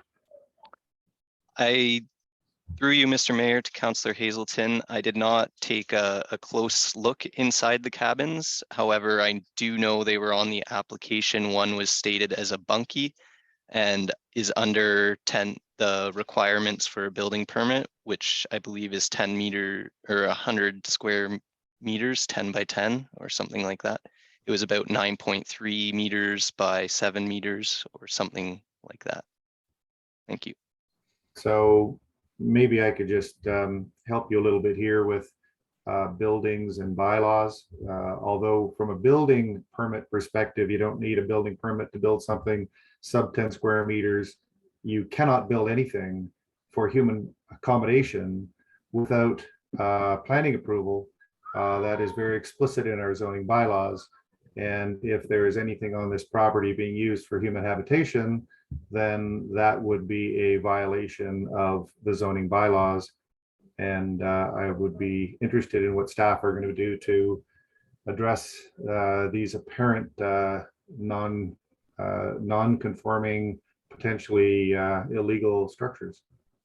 I see both Ms. Boutiette and Mr. Avery have raised their hands. Ms. Boutiette, do you want to lead off from staff's perspective? Sure.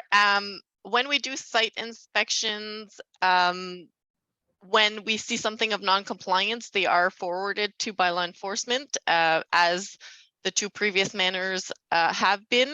And I believe Cody will probably, enforce what I'm saying next. Once these matters are in the hands of enforcement, we should not be discussing them at this platform. Mr. Avery. Thank you, Mr. Mayor. Apologies, I'm not able to access my camera, having some technical difficulties, but just reiterating what Julie has mentioned, there is a complaint that's been received from our planning department, being Adam, and myself as municipal law enforcement officer is actively investigating, and will do an investigation to ensure compliance. All right, I don't know if everybody could understand you, but he's basically saying that they are investigating what was found. I have one question before I go to, and that is on the survey, it also shows a septic bed and septic tank. I don't know if that was proposed or existing. I'm just curious. To you, Mr. Mayor, it is proposed. Okay, thank you very much for that clarification. Councillor Bocek, please.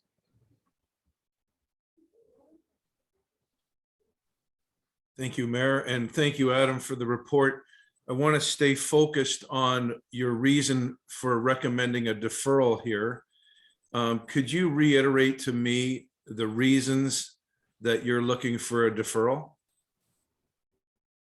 So the reason I am, through you, Mr. Mayor, to Councillor Bocek, the reason I am deferring this decision is because there is karst topography present, and karst topography, as defined by the district, can present hazards to human safety in the form of sinkholes. It's basically rock that can be eroded over time, and then the land can basically collapse. I'm not a certified geologist, so I cannot comment further on whether or not it is actually there on this site, but that is why I'm deferring. Okay, and subsequent to that, were you also in your studies looking to have a fish habitat study done on this? Is that another reason for a deferral? Through you, Mr. Mayor, to Councillor Bocek, no, this is fish habitat type 2, which, as our official plan states, we do not need assessment for that. Thank you. So you have a survey that shows the minimum requirements for lot is active. It's there. Through you, Mr. Mayor, yes, we have a survey that shows the minimum or the area over the high water mark and where the high water mark is located on this plan. Great. Thanks, Adam. Any other comments from the others before I allow Councillor Cooper a second round? Councillor Cooper. Thank you, and sorry I forgot to ask this question. You brought up the issue, Adam, of two structures that are, one may be a sleeping cabin, but I understand that they're under 10 meters, each one of them. And so they don't require a building permit, but I understand structures like this do need to meet setback requirements. Do they meet the setback requirements? That's just my question. And if they don't, I would ask that it be taken into consideration. Thank you. Through you, Mr. Mayor, I believe they do meet the setback requirements. I didn't go out and measure them myself, as I was just going to inspect the site for the holding provision lift, and I'm not a bylaw officer, so thank you. Yeah, the survey does indicate that the existing bunkie is 23 meters something from the high water mark, but the existing shed is certainly significantly less than that. Anyway, I just mentioned that. Councillor Bocek, did you have an additional remark, or is your hand still up from the last time? Okay, that answers that question. I have moved by Councillor Hazelton, second by Councillor Cooper. Be it resolved that Council defers zoning bylaw application Z21-21 for 2254 Quarry Island, Island 404, pending submission of a site evaluation report. Is that your code for topographic study, or should we be more specific here? Ms. Godet, please confirm. So topography we just wanted to make it clear that we weren't asking for a topographical study. We were looking at an underground assessment to make sure a suitable foundation could be provided. So site evaluate, that's where the differentiation came between Adam's report and the actual recommendation. So therefore, a site evaluation report is the correct term. Okay, thank you. And you have to the satisfaction district of Muskoka. Is that because of the karst topography? Because I would think it would also have to be to our satisfaction, would it not? Yes, this was, we discussed it internally, and because it is their official plan, we thought that they would be best suited to sign off on any of those reports. All right. So moved by Councillor Hazelton, seconded by Councillor Cooper. Be it resolved that council defers zoning bylaw application Z21-21 for 2254 Quarry Island, Island 404, pending submission of a site evaluation report to the satisfaction of the District of Muskoka. Any final comments? All those in favor? All right, I think we have 6 voting in favor. Thank you.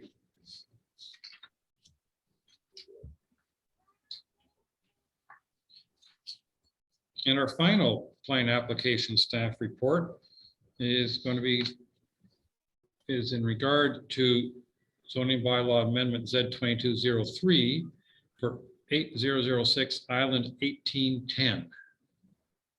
And I believe Ms. Bradford is going to be providing that. And I think you are newcomer number 3 is in front of council, and welcome, Ms. Bradford.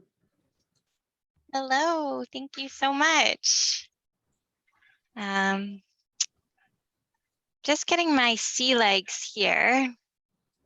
So bear with me. I'm not as technologically savvy as my colleagues, so. We are in Georgian Bay, which is an inland lake, not the sea. So I just thought I'd provide that little bit of clarification. I'm sure we're all very sympathetic to the cause here.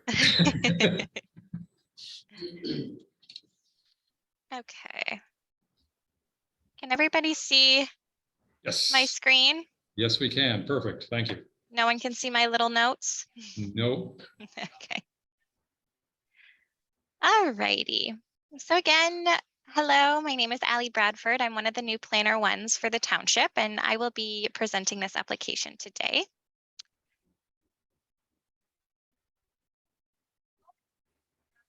There we go.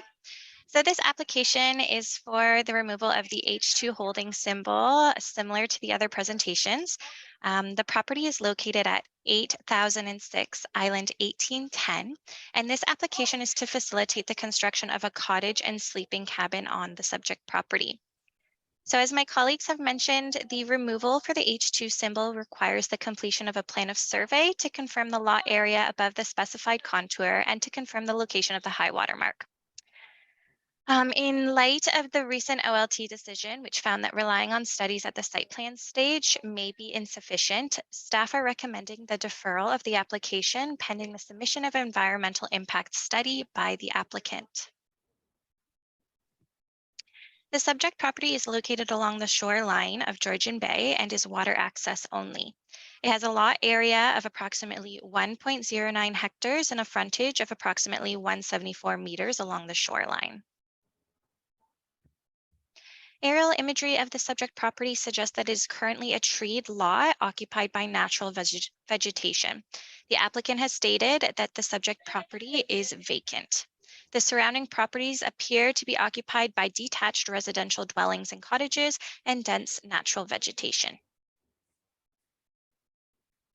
The subject property is located on rural lands as defined in the provincial policy statement. The PPS states that on rural lands located in municipalities, residential development is permitted and that development is compatible with rural landscape should be promoted. The applicant is proposing to remove the holding provision to allow for future proposed residential development comprising of a cottage and a sleeping cabin. As such, the future proposed development and the removal of the holding provision is consistent with the relevant policies detailed in the PPS. The district official plan designated the subject property as a waterfront area.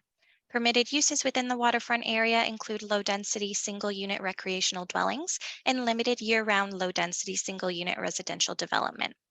As such, the future proposed uses are permitted on the subject property. The subject property is also identified as a Muskoka Heritage Area and Site, which provides guidance for development on natural heritage and water resources in the district. The subject property is not currently identified as a natural area of significance, but any future proposed development will be further assessed at that time. The district's official plan identifies the subject property as having moderate to high archaeological potential and identifies the water body abutting the subject property as a cold water lake. The subject property is designated as waterfront in the township official plan and is located within the Cognishing Coastal Waterfront community. It is identified as a Muskoka Heritage Area and is adjacent to both Type 1 and Type 2 fish habitat. The policies with respect to development in waterfront designated areas and in the Cognition Coastal Waterfront Community permit low-density detached residential development.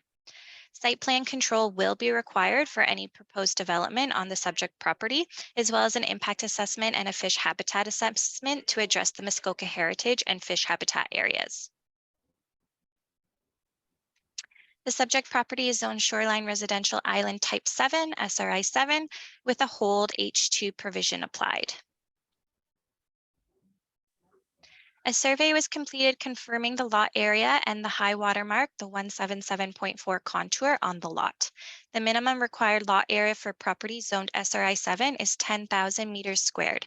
The existing lot area is 10,939 meters squared and is in compliance. The minimum lot frontage in SRI 7 zones is 180 meters. The existing lot frontage is approximately 174 meters. However, the lot represents an existing lot of record, and as such, the lot frontage deficiency will not be addressed at this time. So here is a copy of the survey that was provided. You can see their proposed development.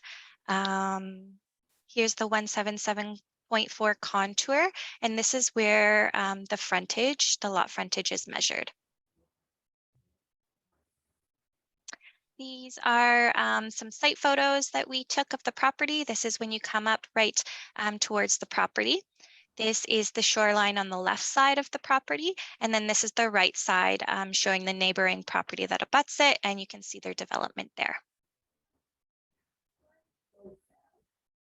So in light of the recent OLT decision, we revised our recommendation. The OLT decision found that relying on the studies at the site plan stage may be insufficient, so we are recommending deferring the application pending the submission of an environmental impact study by the applicant. Okay, and that is my presentation. I would stop sharing my screen if I could figure out how. Well, while you're figuring that out, the applicant can be moved over. I see they're in the participant side. Oh, I stopped my video. And I don't know if there anyone else of the attendees, if Steve is related to this particular application. For your worship, if I may help, Ali, stop screen share. If you bump your cursor to the top, you'll have a pop down that'll come down, and then you can click on the stop share button. There isn't one, but I have staff here trying to help me. Okay. Thank you. While we're doing that, Steve, in the attendee list, are you wanting to comment on this particular application?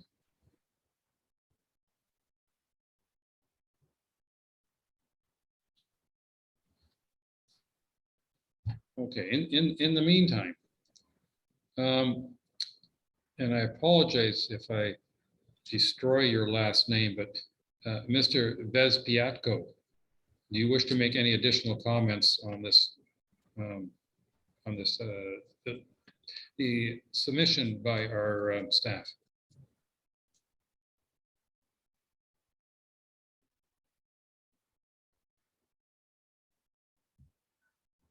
Mr. Vespiatko, you are muted. There we go.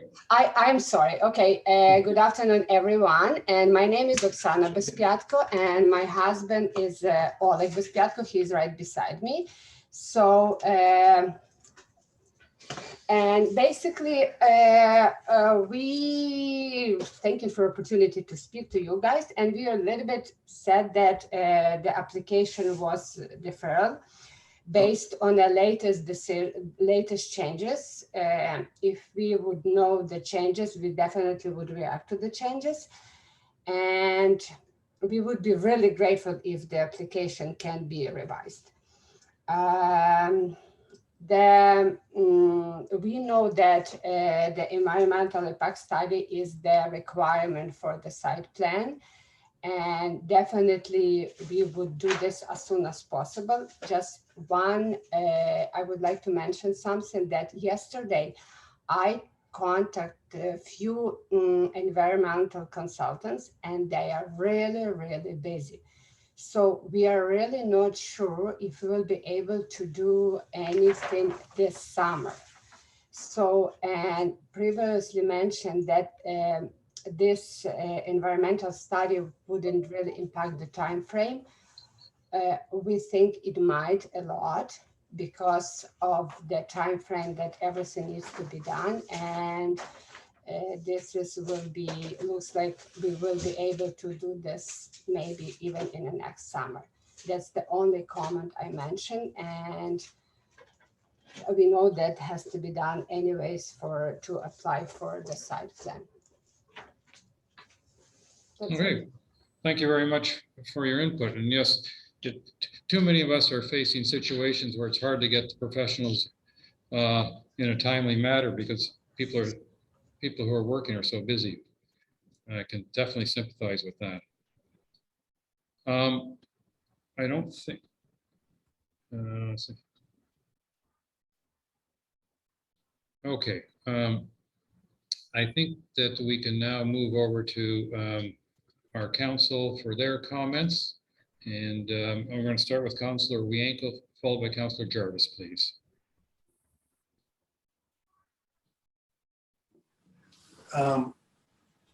All these applications today, nobody was mentioning any correspondence on any of these things. I believe there is correspondence, but none of it was mentioned during our presentations. That's a bit of an oversight, but I have two questions on this particular application. There was one of the diagrams you had, Ali. It looked like there was a township right-of-way went right through that property.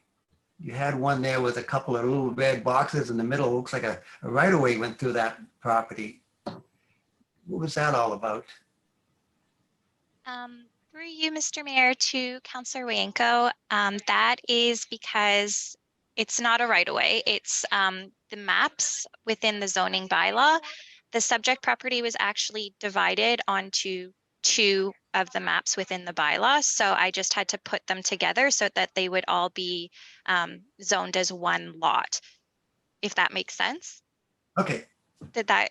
Okay, that's fair enough. That's fair enough. The other question is that you mentioned that to lift the hold, you have to do EIS, but you also mentioned fish habitat and maybe some other studies. So they will still have to be done, but after the EIS, I'm just confused as to what studies have to be done to lift the holes and what studies might have to be done after the hold is lifted. So through you, Mr. Mayor, to Councillor Wienko, I will take a stab at this, but I may ask Ms. Gaudette to supplement and just make sure I'm on track. The Muskoka Heritage Area and Site Impact Assessment and the Fish Habitat Assessment are two studies that need to be done, and they can both be done through the Environmental Impact Study. So we're just lumping those into the study, but those are two areas of focus that need to be identified within the EIS. Is that correct, Jen? Can you just confirm? Okay. Yes, there's nothing I have to add except for the procedure essentially is the applicant would retain a consultant. They would prepare terms of reference, and then Hutchinson would review, and they would make sure that it addressed all the fish, the Muskoka Heritage Area, etc., to cross off both of those all at once. Okay, and just as a secondary question to that, when you do EIS, and maybe use this one as an example, what kind of time frame are you looking at? Do you need a full 1 year study so you can study the property for a full year, or can you just go in for 2 weeks and do the study and then come out and produce a report? What type of, I guess, in-field study period is required for this EIS? So through you, Mr. Chair, through Councillor Wienko, it would depend on what features are identified. For example, if there's a concern about a certain species, the terms of reference would outline when that particular species would be likely to be observed. And then that would all shake down from that. But most EISs are required to be done during the summer. And that's so that when you're looking at fish habitat, you can see the vegetation where the fish would live. You need obviously that to occur during the summer, and also for breeding reptiles and birds that are species at risk. You need that to happen during the summer as well. So usually there's not much that happens during the winter in terms of an EIS. I hope that answered your question.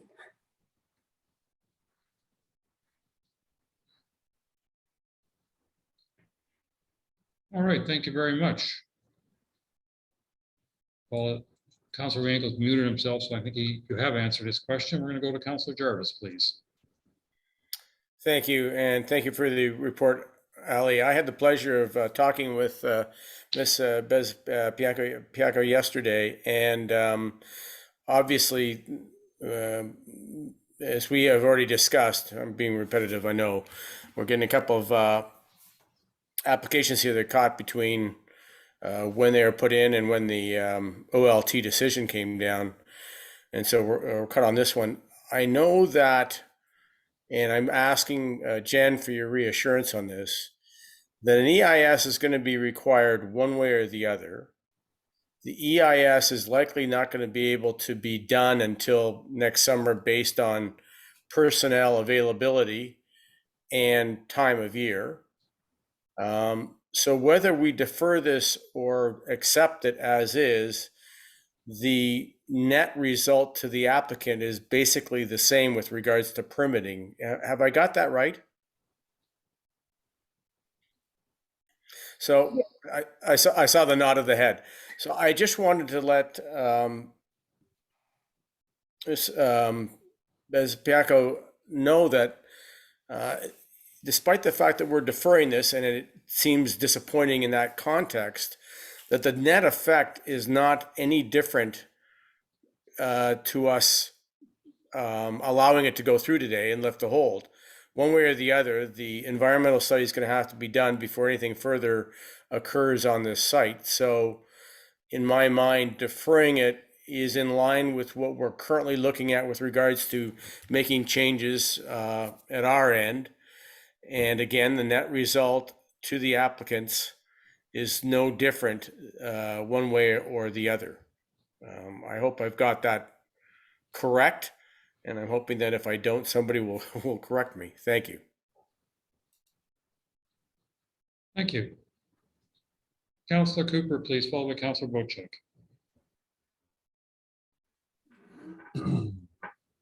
Thank you, Mayor Kutsier and Ali, for your report. Welcome aboard.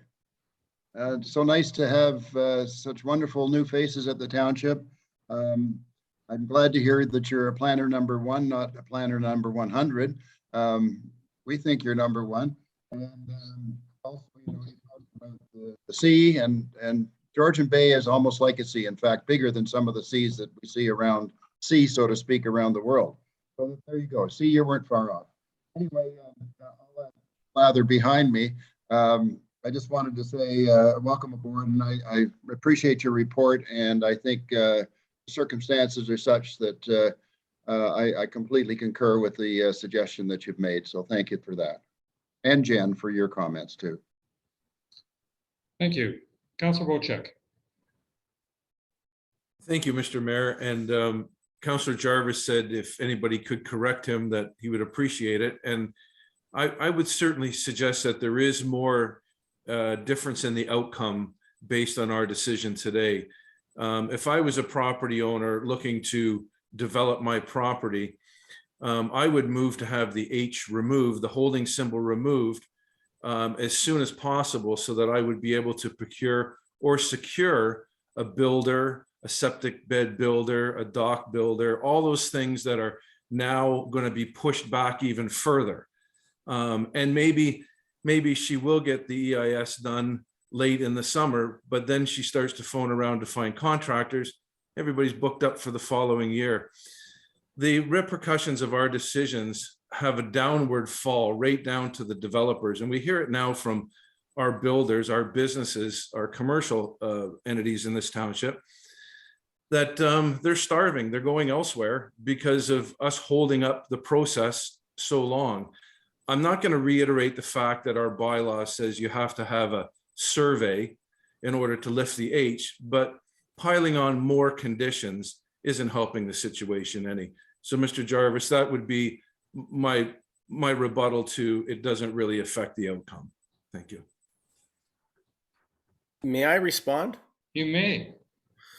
With all due respect to Councillor Bocek's comments and ones I really do take seriously, because that is the issue. That's why I was seeking reassurances, because in my mind, you cannot, there's no point in seeking contractors until you have a permit in place. You don't have a permit in place until you have the hold lifted. Are you allowed to seek permitting prior to site plan agreement, which would speed things up, as Councillor Bocek has indicated? Or are we dealing with the same net result in the end, which is what I've been asking all the way along? Jen, I guess it looks like you're up for that one. Mr. Depp. Yes, you're correct, Councillor Jarvis. They would still have to go through the site plan prior to getting a building permit. So nothing, again, and this is for Councillor Bocek as much as it is for the applicant.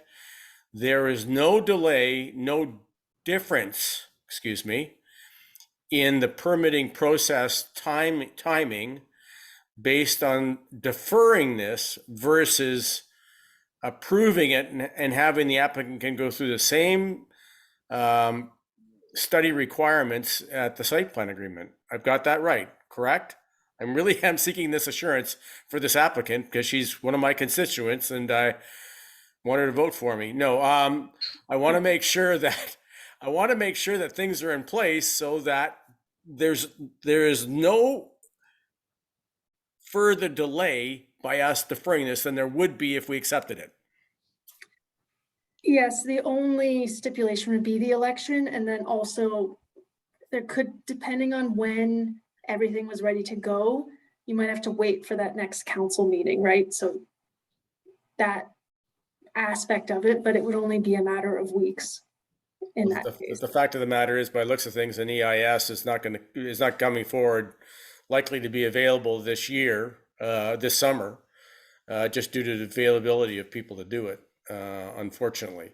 But again, to the applicant, the same thing would apply even if we lifted the hold. They'd have to wait till next year because people aren't available or study timing is not right. Okay. And I think if I may add further comment, trying to secure your contractors, most of the contractors I know are in high demand and booking well in advance. So I think the sooner you speak to contractors, the better, even though we know that there's still the delays in getting all the paperwork and permits required. That's unfortunately the combination of the requirements and staff and the fact that there are lineups for all this. Councillor Hazelton, please.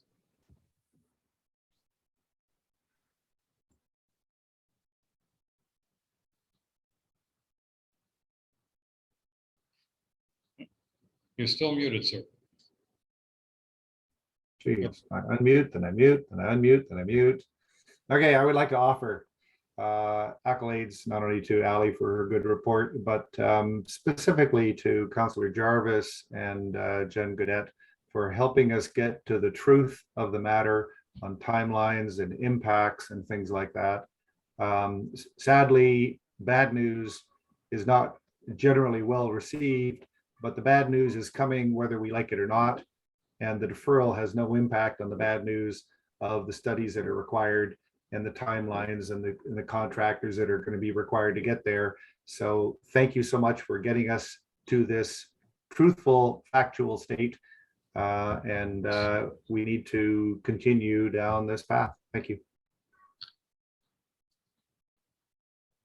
All right, I see no more hands at this point. The resolution in front of me, sorry, the motion in front of me reads, moved by Councillor Rienko, seconded by Councillor Bocek.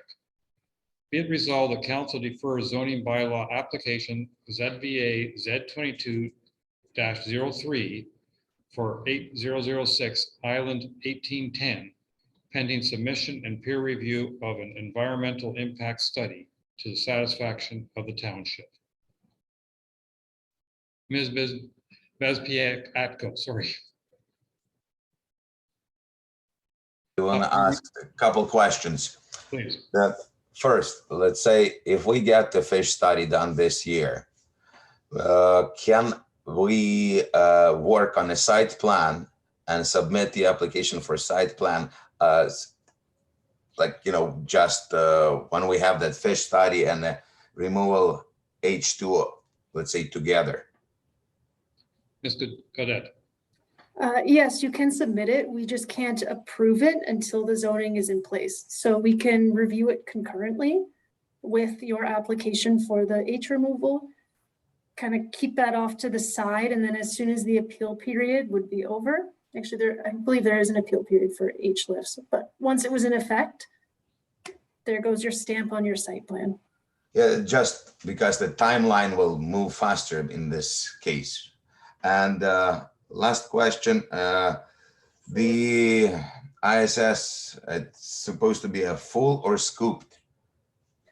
So that would be determined with your environmental consultant. So it would be full in the regards that it's not just limited to fish habitat.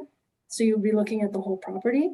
But how it works is your environmental consultant will prepare terms of reference. So that's where they say, we're going to consider X, Y, Z. You send that to the township. We send that to Hutchinson, which are our environmental consultants for the township. They sign off on it. It goes back and forth, and then they agree because they're the experts in environmental stuff. So they know what to look for. Thank you. Thank you.